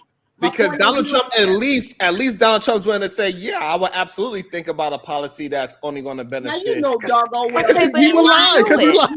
Wow. Regardless, what I'm saying is this. So regardless if he make it happen, regardless if he's lying or not, he is willing to say it publicly. And you say, know yes. he's willing to say. He said Kamala didn't even pass her law degree. So he'll say what I'm saying. No, HQ, y'all missing what I'm saying. I'm saying Donald Trump is willing to say publicly, yes, I'd be willing to sign a policy if it makes sense that only benefit a certain people. He will say some shit like that.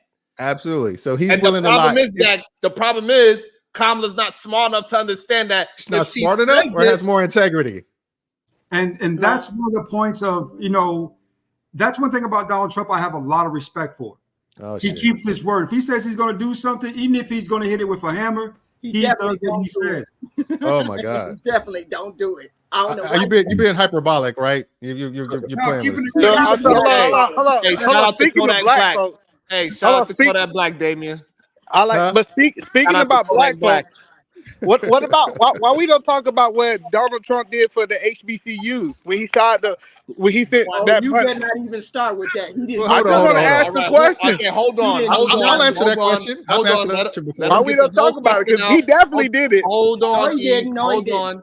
Everybody, let E get the full question out, and who want to attack it first? I do. I don't want to attack that, but I do have something to say. So we're gonna go Damien, HQ, Jabba. Get Eda, man. Ask your question. I think we all can prove that Donald Trump said that it was unfair that historical white colleges was actually receiving more money than historical black colleges. And so he signed this on live TV, actually sending more money to the historical black colleges. Why don't we talk about what he did do for black people? Okay. Thank you. Now that we can get that bullshit out. All right. There's a difference between there was money that was already earmarked for historical black colleges that's been in place for years. Basically what it is, the people, the representatives of those colleges says the money that you're sending isn't sufficient. So in order to kiss the ass or try to get favor in the black community, that he agreed to increase it by a certain amount, not because he saw the value in HBCUs, it's because he saw it a way to curry favor in the black community. So that's perfect. Let me finish. I saw you. You were interrupted. You were uninterrupted, and I was respectful. So please. You're right. I'll let you finish, sir. You know we got history. Go ahead. So basically what I'm saying, there's a difference between all that other stuff where he's saying where he saw the value in it and he says, oh my God, that's ridiculous. White, no, that was none of that. He said, okay, black people, if I give this to you, you'll owe me one. So when it comes election time, you'll remember this shit and I'll bring it up consistently how I did this for you. That's why he did it. So there was money already going to black community HBCUs. He just increased it as a way to suck up to the black community. All right, let's respond to that. So as my counterpart just said, he said he did it with a intention. He had an intent on why he did it. So that means he did it. Regardless of, like, we can argue his intent. I'm cool with that.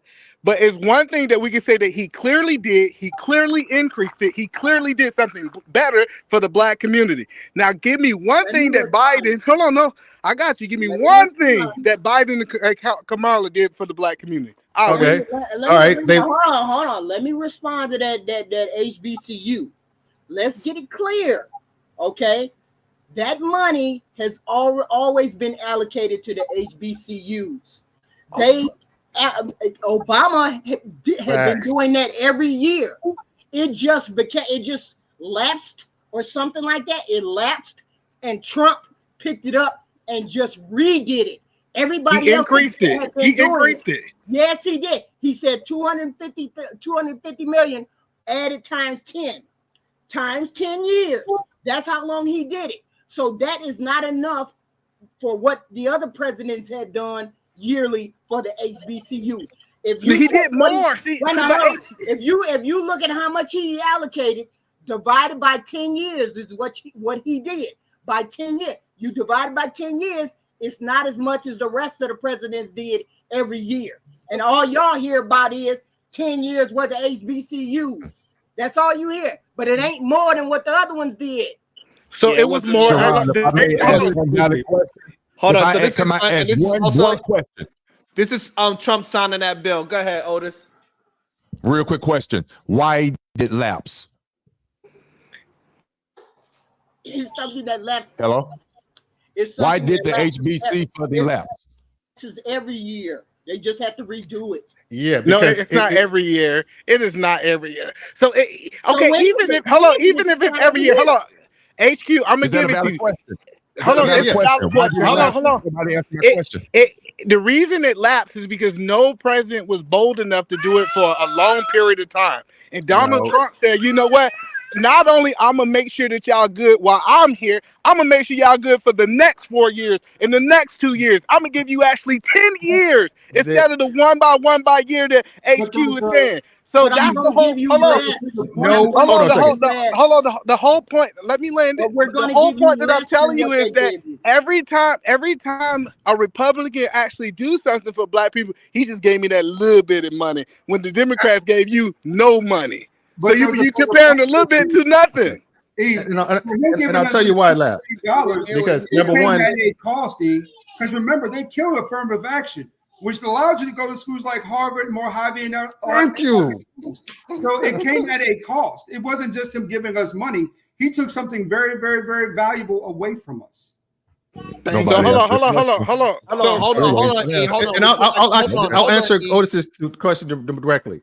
Yes, and also reiterate what ADS just said as well. Go ahead. Okay, and Otis, the reason why things lap is because no president in their right mind makes most things in perpetuity. They don't make it forever. They only can do it for a certain amount of time because it has to get passed by Congress, because it does affect, like, you do have to, it is money that the government is taking from other things to fund other things. So you basically do it as a stopgap to make sure there's always avenues to where people can, if they need to, say that they needed to access some of that money in a case of emergency, we go to war, we fail or what have you. If the company starts to get into a real bad situation and have to take these things back, they never do things in perpetuity. There's not a policy right now that somebody says, okay, that's forever. It's always done for a short. Do other colleges have to deal with the lapse? And then no, they don't. And then they re-extend it. That's what happens with 90% of the policies that are put out there. But the funny part, the funny part about it, but let me ask this, the man: do other colleges outside of HBCUs have to deal with lapses? Nope. We don't know. We don't know. No, we never hear about historical white colleges grants lapsing. Let's be honest. Come on, like y'all just be thinking, y'all be making it up as y'all go. Well, okay. My point is, if that's the case, then there's already if that's the case, then there's already a disparity issue. I want to actually go ahead. But I want to respond to what Damien deal said. with this lapse, Yeah, there's a disparity problem. Now, I'm not blaming a party for this, but that's a highlight of disparity problem. If HBCUs are the only schools that have to deal with disparity lapse.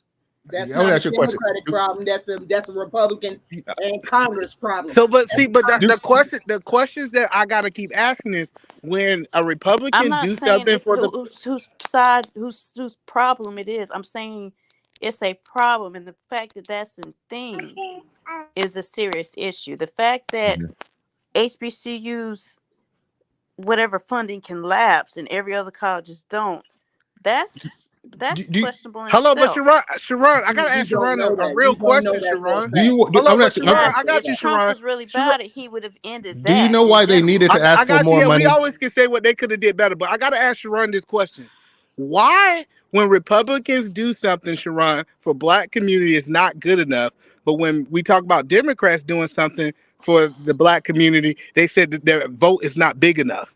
Do we see the hypocrisy? The reason is I just heard y'all argue that for the last 30 minutes that they can't do nothing directly for Black people because the vote wasn't big enough. We didn't have enough political pull. And then once we see somebody do something for them, it's not good enough. Like, I don't see how y'all can't see how that's such a biased point of view that one side is doing something and the other side, we say that they don't have to do nothing because the Black vote don't matter. That's crazy. You're conflating two different arguments. Well, I mean, but they pointed to incidents where the Democratic Party has done the same thing Trump did. So it's not like the Democratic Party has never restarted this thing with HBCUs lapsing. They have. It just, I mean, to me, what it sounds like, it just happened to lapse, and it was his turn to do it. Yeah, that's exactly what. That's what it seems like. But he did, and so it did. The thing that if Damien is being honest, Damien is to tell you he did do more. He didn't do less. We're fighting. He did more. I'm gonna ask you a question. If there was a reason, like I said. Wait a minute. We're fighting against the fact that you said Trump started this. Trump didn't start this. Trump is just going along with the rest of the presidents. Trump just made it 10 years when he shouldn't have made it 10 years. He made it so that now that Biden got to do it, the president after him got to do it. Everybody after him got to do it because Trump did it for 10 years. You can't tie the hands of another president. You're supposed to make those HBCUs for your years, not everybody else's years. You understand that? So he didn't do anything special. He just why you wooing? She's not cooking. Listen, she's not cooking. Let me tell you why she ain't cooking.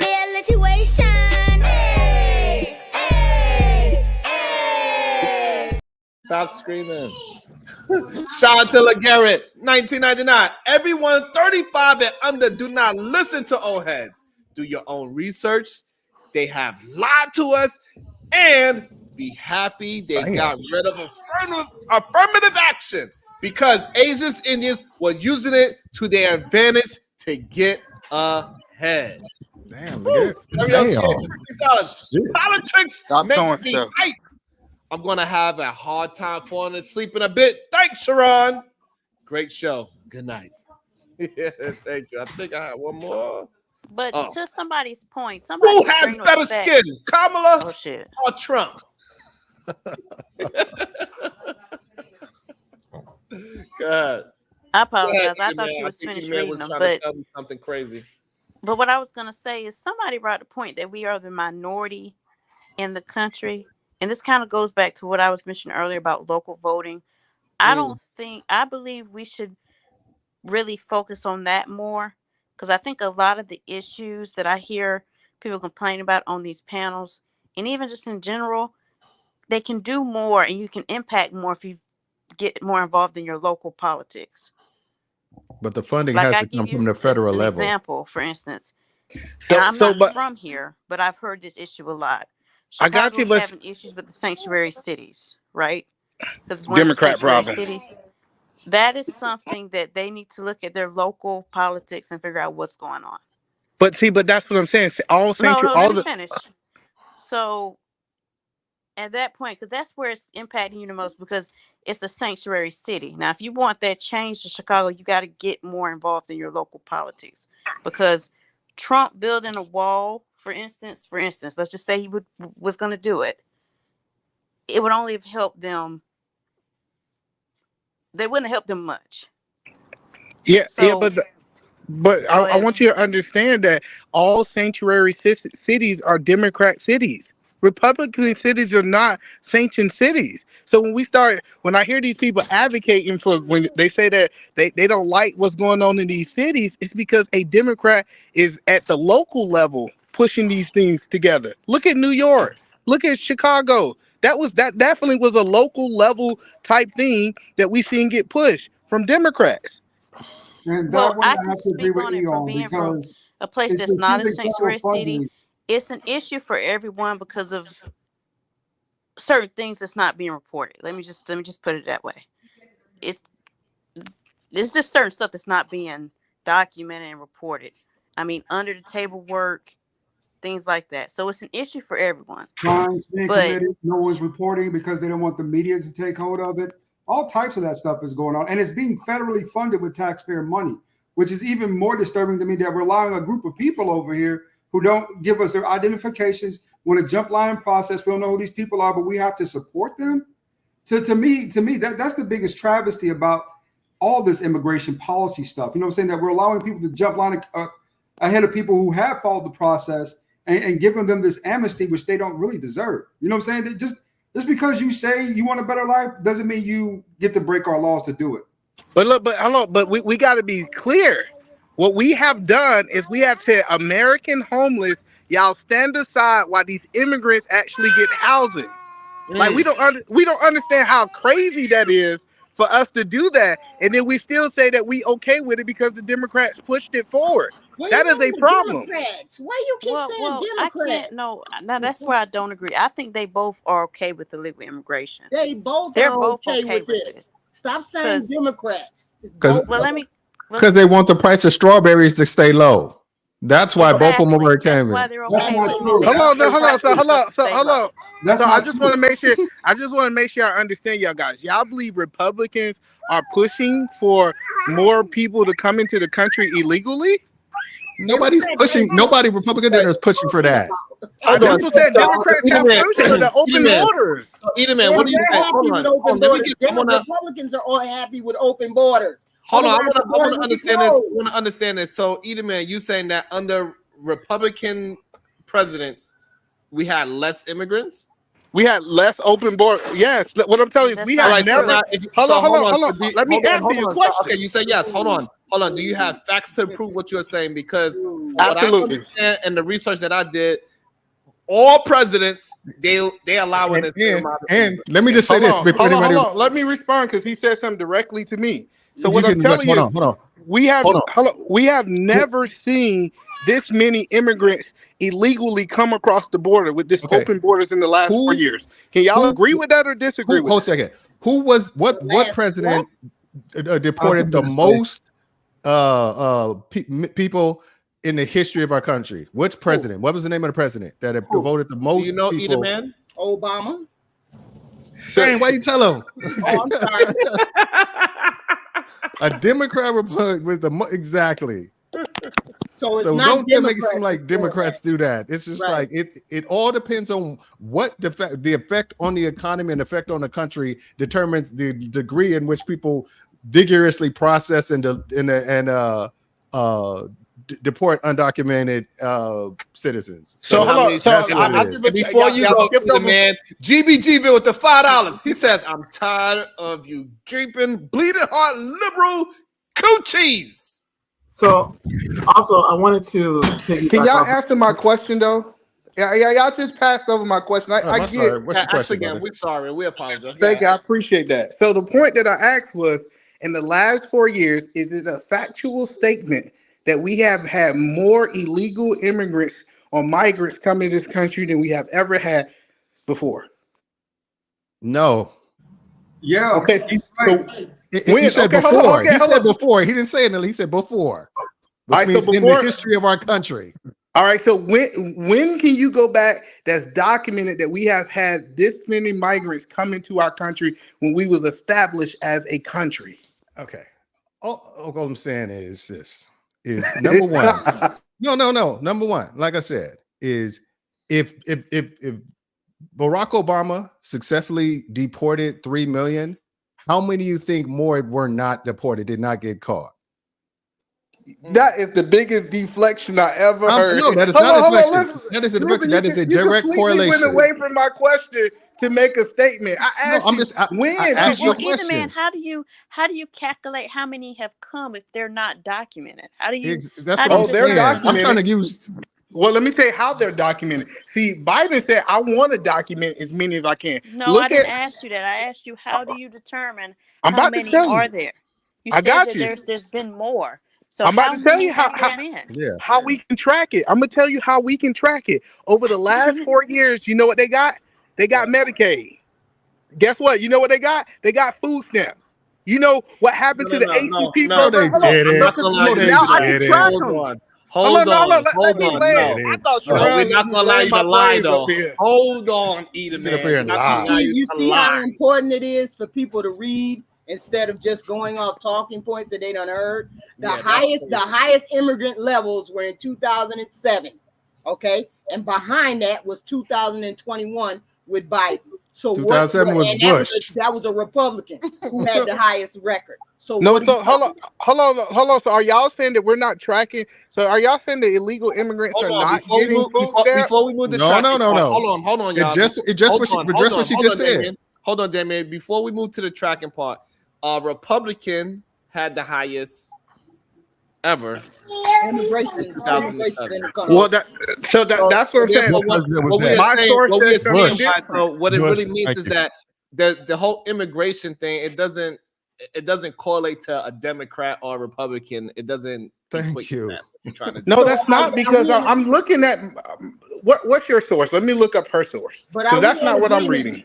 Man, I'm telling you, they do not care about that illegal immigration thing the way you think. They don't. If it's a benefit to the economy, they are not making them people leave. They can't leave. It will devastate our economy if the 11.2 million immigrants leave the country. They cannot just up and deport 11.2 million people. Stop asking for that. You can surely reduce the number.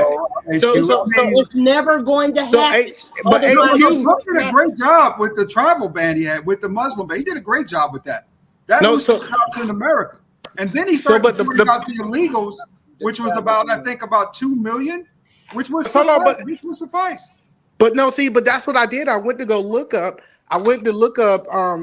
HQ point, because I said, where's she getting this for? She said immigrants. We're talking about illegal immigrants. It's two different people. The people that come legally. Immigrant population. Yes, exactly. That's two different conversations. Whoa, that's crazy. Yeah, I don't think that there's two different groups. That's crazy, Edelman. Great that would explain why when Trump said that didn't he recently? Trump said something about them being able to have their green cards. Yeah, he's looking recently. Didn't he say something about? I think they should have their green cards. I think you should let them have it. Damn. No, so the point that I'm saying is right. The point. Go ahead, Otis. I was asking Edelman, you said you looked it up. What number did you come up with? And you can go ahead and keep talking. Go ahead. Yeah, I was looking up, because she said in 2007 it's the most. I said the most immigration. Let me go look it up. See, I don't think Americans are against someone doing the right thing, coming into this country, making sure they file the right paperwork and doing the right thing. We're talking about people, like, we don't have a problem with those immigrants. The problem we have is the people who are doing it completely the wrong way. And that was the conversation. So when HQ, hold on. So let me get this straight. So hold on. So you're saying all the people that made it in this term, they all illegal? No, we didn't say all. You see, Sharon, we on YouTube. We never say all. Like this idea that we say all. Come on. No. All right. So why are you talking about the illegal ones when we can't really? Yeah, we can track it. That's because the ones that's over here now, right? They are not mostly illegal. Yes, they are. Listen, okay. So listen. Okay, which one is it? You're gonna have to put a stick aside of what you're saying. So you're saying what percentage of these immigrants are illegal? What are you saying? In the last 4 years, hold on. In the last 4 years, what I am saying is I'm saying 60 to 70% became illegally. In 07, and that's the whole point that I'm saying is that when we had the open borders, they didn't come by plane. They came by the way of Mexico illegally, crossing the border without permission. Hold on. Let me ask something real quick. Hey, so you're thinking the smart thing to do, if that's an issue that's really affecting America, we need to have comprehensive bipartisan border reform. You use the whole. I told you I'm a C student. Break those words down. Right. Appreciate it. All right. So you need to have both the Republicans and the Democrat agree on a bill to reform and make our borders safe. Correct? Right. Okay. Sure. I don't think that's the problem. I don't think that's the problem. No. You got to reform stuff in order to change stuff in order. No. But that's not what I'm saying. See, it's two different types of mindset. Hey, if you come over here and we catch you doing it, we're gonna send you back. We're gonna send you back, and we're gonna acknowledge that you have committed a crime. And then there's one mindset that says we're gonna ignore that you're doing it, and we're gonna call ourselves sanctioned cities, and we're gonna encourage you to come across. Those are two different mindsets. A bunch of stuff. You said a bunch of stuff. Hold on. Let me finish my statement. Let me finish what I was saying. Let me finish what I'm saying. Hold on. Let me finish what I'm saying. Basically, what I'm saying was we had a bill, bipartisan, both agreed on, both Democrats and Republicans, to reform and protect our southern border. It was ready to get signed, but Mike Johnson would not bring it onto the floor for a vote because Donald Trump told him that he did not want it to pass because he wanted to use it as a political thing to run on when it was time for him to run for president. So Republicans don't give. So where did you get that information? Did you talk to Mike? No, listen, because we be talking like we be shavers. Where did you get that information? I love it. Real valid. All right, you know what? The easy thing. All right, the easiest thing is. Where did you get that from? Just be honest. I saw it on Huffington Post had a report about it. The Associated Press had a report on it. CNN, MSNBC had reports on it, and I saw it on a bunch of different smaller websites. But listen what he said. Hold on, he came to YouTube and he read a newspaper. Hold on, no. See, this is the key. Hold on, no. When they feel stupid, they start to make inches when they feel stupid. This is so important. He said, I read this in the newspaper, so it must be true. I saw this on CBS, so it must be true. Sharon, can you please challenge this BS? Like, I'm tired of y'all letting this craziness go on over here. Education is showing through. It's shining through bright. Hold on, I got something to say. Either man, I'm trying to help you here, brother, but you keep over talking me every time I talk. Look in the chat, right there. It was 8 million, 6.7 of them across the southwest border. It's just that damn simple. You know, brother. He didn't do the brother, did he? You got to stop for a second and think, man. Get the information, come back with it. And as far as that trash ass immigration policy Biden tried to put out the last minute, 6 months till an election, that was some bullshit. That was a political stunt. No. We're not talking about the executive order. We're talking about the bipartisan sponsored by a Tennessee representative. That came out in March. That was some bullshit. 3 years and 6 months? Brother, that was just telling me you did that to appease people not to look weak. Lord ADS. Sharon, get him, Lord. Sharon, didn't I tell you that if both parties wanted the border to be closed, it would be closed? They don't want it closed. My point. Why you keep talking about the illegal immigrants? They don't want it to be closed. Absolutely. Democrats. Sharon, I thought you hold men accountable over here. He said he read the press, the newspaper. Y'all gonna let him just pass? Y'all thought I forgot about Here we go. Like I said, this is what dumb people do when smart people are talking. While we reminiscing, I want to go over something too. Man, earlier you said that LGBT do not have political power. I posted 2 articles in the back supporting my claim that they do. one of the articles is about how your party is all of a sudden now kind of being nice to us, when before it was about protect the sanctity of marriage act, or however you say, I forget how it's actually pronounced. And then the other is showing that reparations were actually given to gay people in Palm Springs.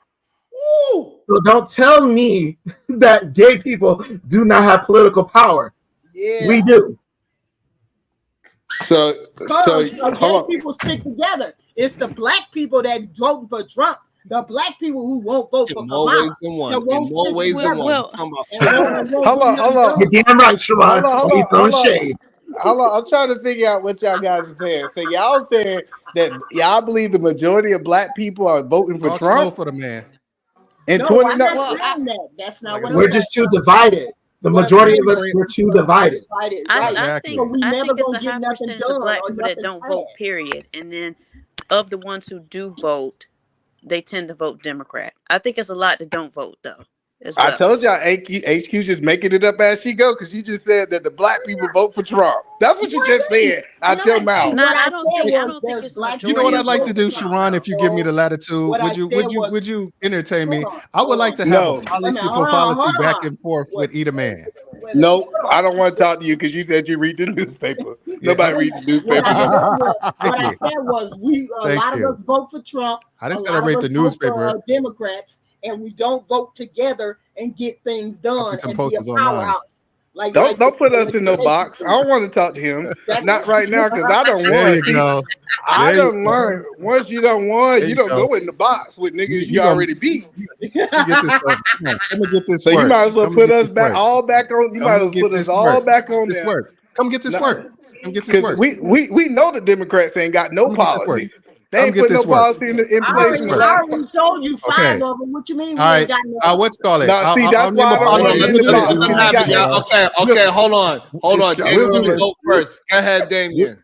We'll do this, and then I'll name a policy, and then you name a Trump policy. I made a Biden let's do Harris that. policy. You name a Trump policy, and we'll go back and forth and see who has the most of them. Absolutely not. Force either man into the I'll box start like off. that, I'll though. start off. I'll start off. He don't know Absolutely not. Absolutely The not. chips See, and no, see, science bill. I get y'all live in a world that people, other men have to listen to y'all. Absolutely not. What I'm gonna ask you a question is, why have your quote unquote future president haven't even chose the vice president? She don't even believe she's gonna be president. He's scared, y'all. Like He's I said, see, this is something. Remember what I said earlier about they need to have political sciences courses in school? Because, like I said, I can tell you, but I can't make you understand it for you. I can, the reason why is because vice presidents have to go through a vetting process to make sure there's nothing that's going to come back to hurt the candidate. So that's why she hasn't picked anybody right off rip. Because So she what do you didn't think know about he it? was gonna What do you think about JD, a person who has served his country in the U.S.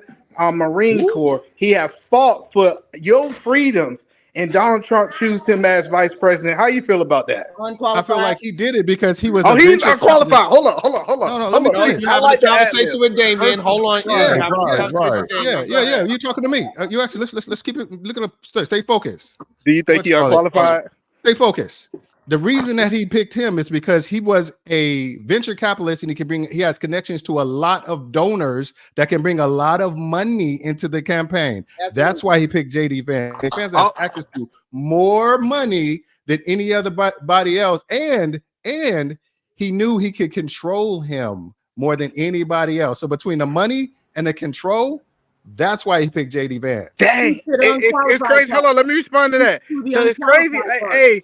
Hey, Otis, it's crazy. Let them have it, HQ. Let them have it. Go ahead. Let me respond. It's crazy that they said the idiot is making strategic. Let me say strategic moves out here and picking the right people to be able to put in his corner. So that's the crazy part about it is we will argue that a former soldier who almost died for his country is not a soldier, he's a Marine. But hold on. Marine. Get it right.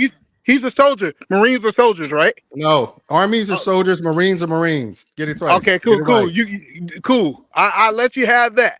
But the point is, we would say a former Marine, to help him make his point, is not qualified, but an AKA woman who ain't proved nothing is qualified? This is crazy. I ain't never heard nothing like what are you this in my whole saying? life. Is this the real world that we're living in? This dude.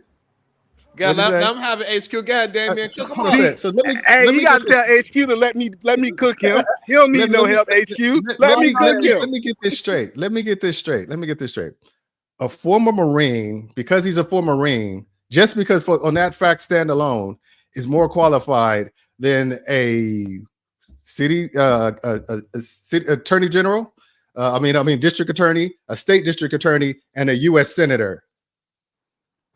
All right, so if I'm asking you correctly, first of all, absolutely. Let me answer your question directly. Okay. Absolutely. Someone who's willing to put their life on the line. Absolutely, someone who's willing to fight for this country. And we act like he don't have any type of experience. That disqualifies Donald Trump. Checkmate. No, it's not about checkmate. Hold on. See, the reason it's not about checkmate is because Donald Trump is a former president who already seated in this position before. Hold on. No. You want the checkmate, so now let me show you how you dig up a checkmate and throw that shit back in their face. Now, like I was saying before, I was rudely interrupted by this man who said he was the most disciplined man on YouTube who don't interrupt people. Before I was interrupted, what we are going, it's crazy that we would try to paint this narrative that JD don't have. So are you saying that you believe he don't have any qualifications outside of his military to be the vice president? That's a gaslight. I didn't say any. I didn't say that made that statement at all. I just say he doesn't have more qualifications than Kamala Harris. So I like that. So are you disagreeing with HQ when she said that he's not qualified?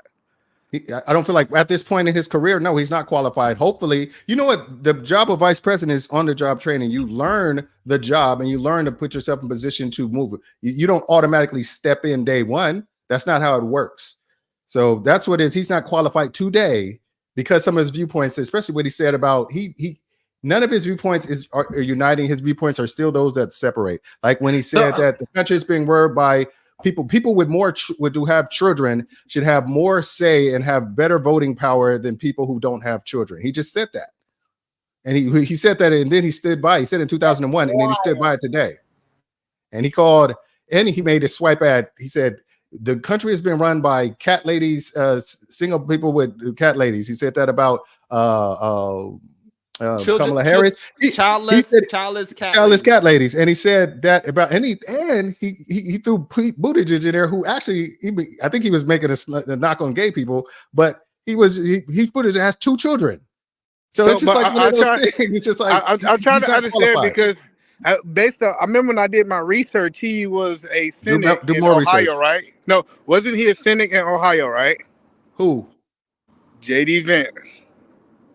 Okay, what about him? So okay, hold on. Because your point. So why do you think? Let me ask this question. Why do you think Kamala Harris is more qualified?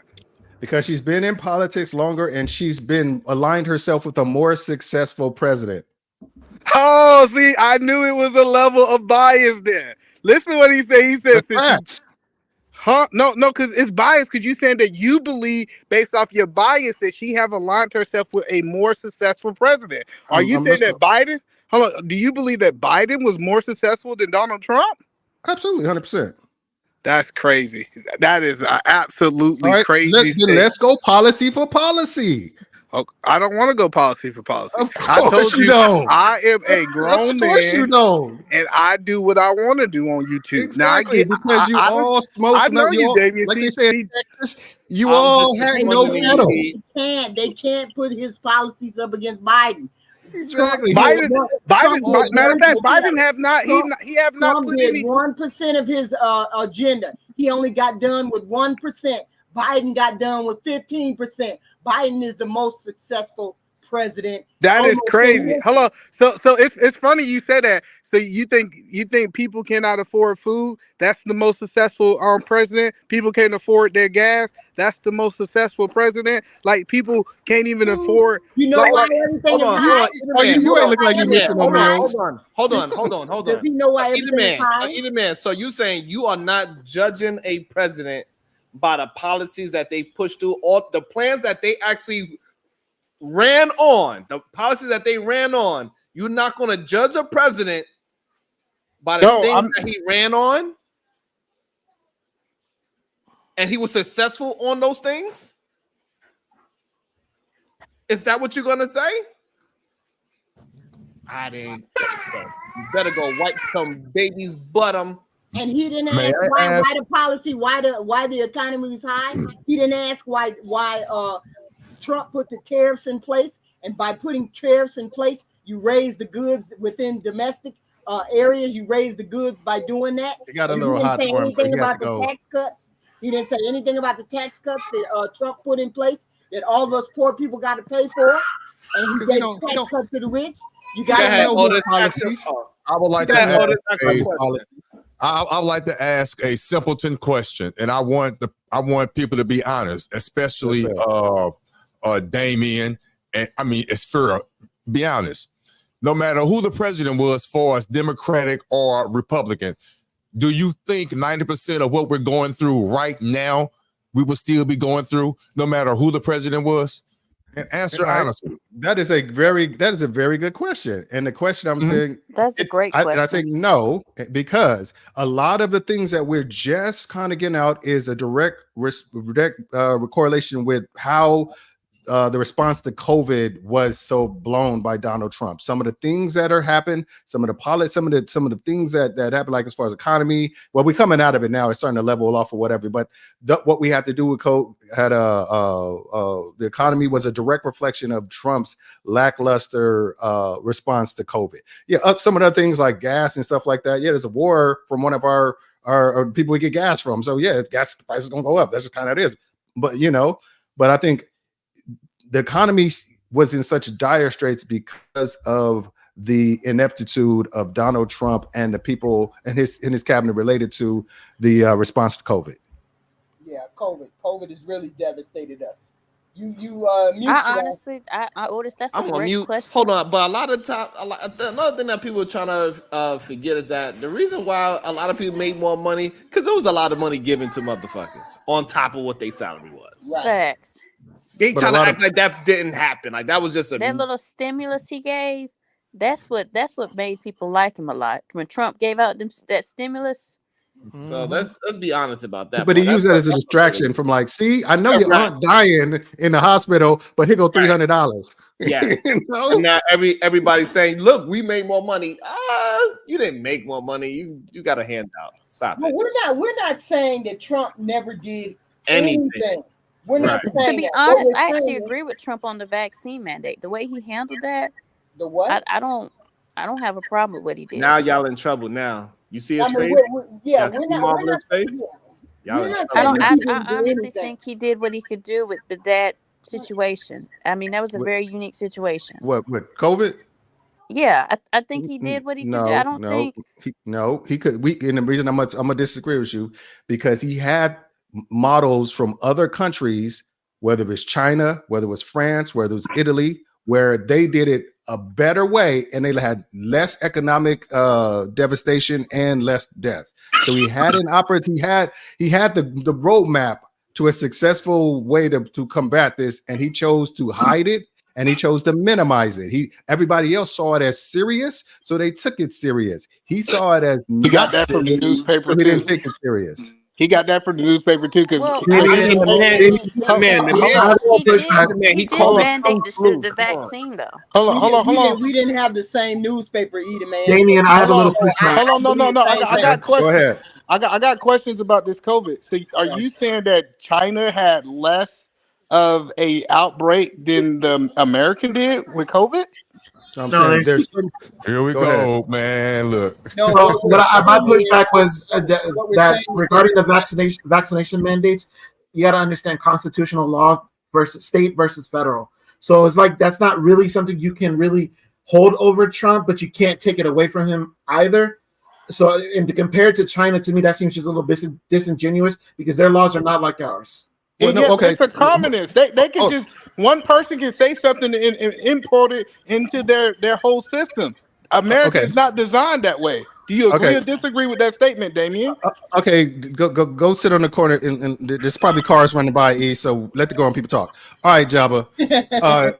So like I was saying, like you were saying, I get what you're saying, but the difference is if he would have acknowledged the seriousness of it earlier, everything that he did, there wouldn't have to be a Project Warp Speed. There could have just been a normal speed in order to get things done sooner. He could have said, okay, we need to develop vaccinations. We need to develop everything that we can. We need to prepare our people for the likelihood that this thing is a serious issue. But that's the crazy part about what you're saying is it's proven that the vaccination didn't work. It didn't work. He knew in December. So basically what it is under Trump's administration. The vaccination did not work. So listen, this whole idea, like it is. He knew in December. He knew in December, early January. And listen to what y'all guys are saying, though. Hold on, I get what y'all guys are saying. Hold on, no, but what y'all guys are saying is that he should have went after vaccination sooner, and we have proven that. He should have locked down the country sooner. No. Hold on. I got you. I got what y'all guys are saying.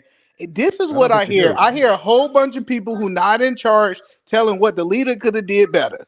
Like, oh, he should have did this. Because I can tell you right now, if he would have locked down this country too soon, a lot of people would have been complaining. Well, if he would have locked it down, hold on. What are you talking about? They complained when he did. He should have locked it down when he first started. It wouldn't have spread as far as it did. That's the point that I'm telling you. It would have spread regardless. Something that's airborne. Hold on. Tell you not to come outside, and you come outside, you're gonna get arrested. You ain't going outside. Hold on. She said we're going to turn to a communist state. To start locking. People love to be at home and not work. A lot of people love to be at home and not work. Don't give me that garbage about you not working locked down. A lot of y'all love to be listen to what she just said. She said if Sharon decide to walk outside his house, he's gonna get locked up because he's exercising his freedom. You said it. I said you didn't say lock people up if they come out their house. I don't know what the consequences were for people.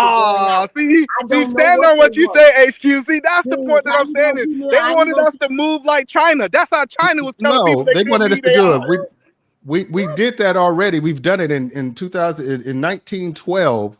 God, what was the name of that flu that was out in 1912? They locked people down. No, it wasn't smallpox. So Otis, you see what they saying that in the United States of America, Otis, we should have been telling people you get locked up for leaving your house. Are we serious? Hold on, but Otis, could you imagine? Hold on, Otis. I want to ask Otis a question. Otis, could you imagine if Donald Trump had put forth martial law and start locking people up because they left their house? What would these Democrats be saying, Otis? If he start locking people up for leaving their house, Otis? Come on, no one was going to do that. No one would do that. Yeah, she's just talking. I told y'all she's just talking. We still would have called him a dumb jackass. And your question is, what else? What else? Jesus Christ.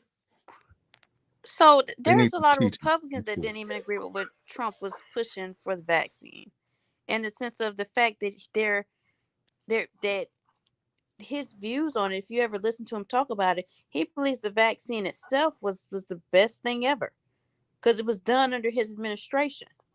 The actual COVID vaccine. Right. If you ever hear him talk about it, he thinks it's positive. Matter of fact, there's an interview he did with Candace Owens where they're talking about it. And she seemed more baffled of how he felt about the COVID vaccine. Remember, this is the president that told kids to drink bleach on TV. Make it make sense.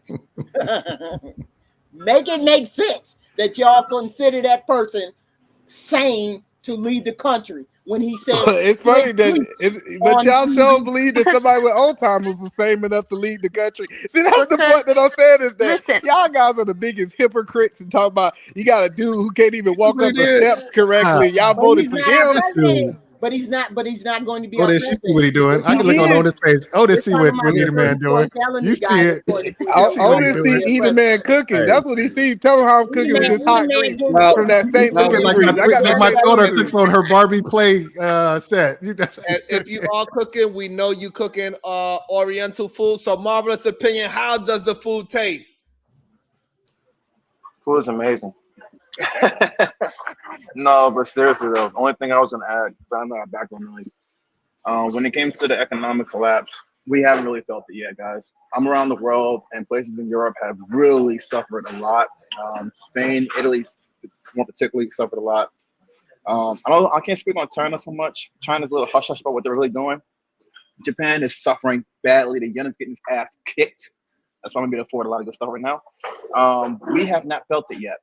I'm telling you right now, and it scares me because I thought I knew economics. It's all about supply and demand, resources, services, stuff like that. But it scares me because I know we didn't feel it yet. And we only feel like a little inflation with the bubble, with the housing prices like that. It's like the worst thing was this. I realized the country that did not suffer as much because they were real strict about immigration policies. I think it was Denmark. Either Denmark or Norway. Or no, it wasn't Sweden. Definitely not Sweden. I think it was Denmark. And they had kept everyone out. Every country has their own issues when it comes to immigration, but they were real strict. And they were saying something like, "Oh, you guys are just you guys are so extreme. You guys are hateful. You don't want people to come to your country." And it's like, no, that's not it. He's doing what's best for his people in his country. And every time we talk about what's best for us in America, we try to like pretty much play the guilt with, well, we're responsible for everyone else's troubles, so we have to suffer too. And it's like, no, the fuck we don't.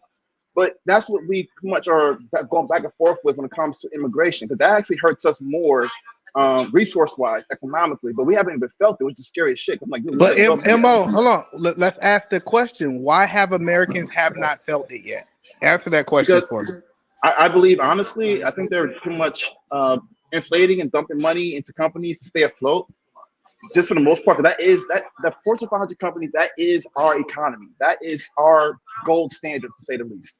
If they survive, we survive. If Ford survives, all of us survive. Anything that's in the Fortune 500 company, that is your money. The American people, that is your money, your representation. I got it. Hold on. So, Mo, let me. Who take care of the big guys, in your opinion, Mo? Both sides, left and right. Oh, here we go. All right, he's just full of crap. Okay, I'll see y'all later. Ain't no liberals taking care of the big guys. What are you talking about? They talking about taxing these big guys and companies, and you go talk about they take care of them too. They equally take care of them the same. Stop it, Mo. We have people doing. I will tell you why. I'll tell you why, because either man, it's simple. Because when Obama was in, right, he was when Obama was in, he definitely was taking care of a lot of people up in New York. And then you also had Trump also taking care of people up in New York. Again, it's all about what's happening with the stock market and shit. I looked at that shit and it don't make no sense because we should have collapsed a long time ago. I don't know where they're getting the money from. To me, it's like magic at this point. Because even when I used to have the debates about reparations or like that, I would say this and that, and it's a possibility that could happen if they did do it this. But then they proved me wrong when they start hitting out everyone checks. They start putting out all this money for all these people coming into our country, supporting them. I'm like, y'all guys got plenty of money currently. I don't know what to tell you. I mean, I don't know what money is. Is it magic? Because they keep coming out of fucking thin air. I got it, but in 2016 to 2020, how did the stock market look? What year? 2016 to 2020. Tell me, how did the stock market look after Obama? Ooh, showing that plane. Ooh. Hey, nope, either man would do. I'm not gonna allow him to do it. Nope. I'm not gonna let him do it. We are the solution-based group. We rebel against remedial rhetoric every single day. Tomorrow will be no different. And I'll scream at y'all later. Thank you for everybody for rocking out with me. I really appreciate y'all as we mining through this dangerous YouTube streets. They try to cancel me. They put a strike on me. But we will not allow them to win. Absolutely not. The Empire will still be falling, strikes or no strikes. I appreciate y'all. See y'all mañana.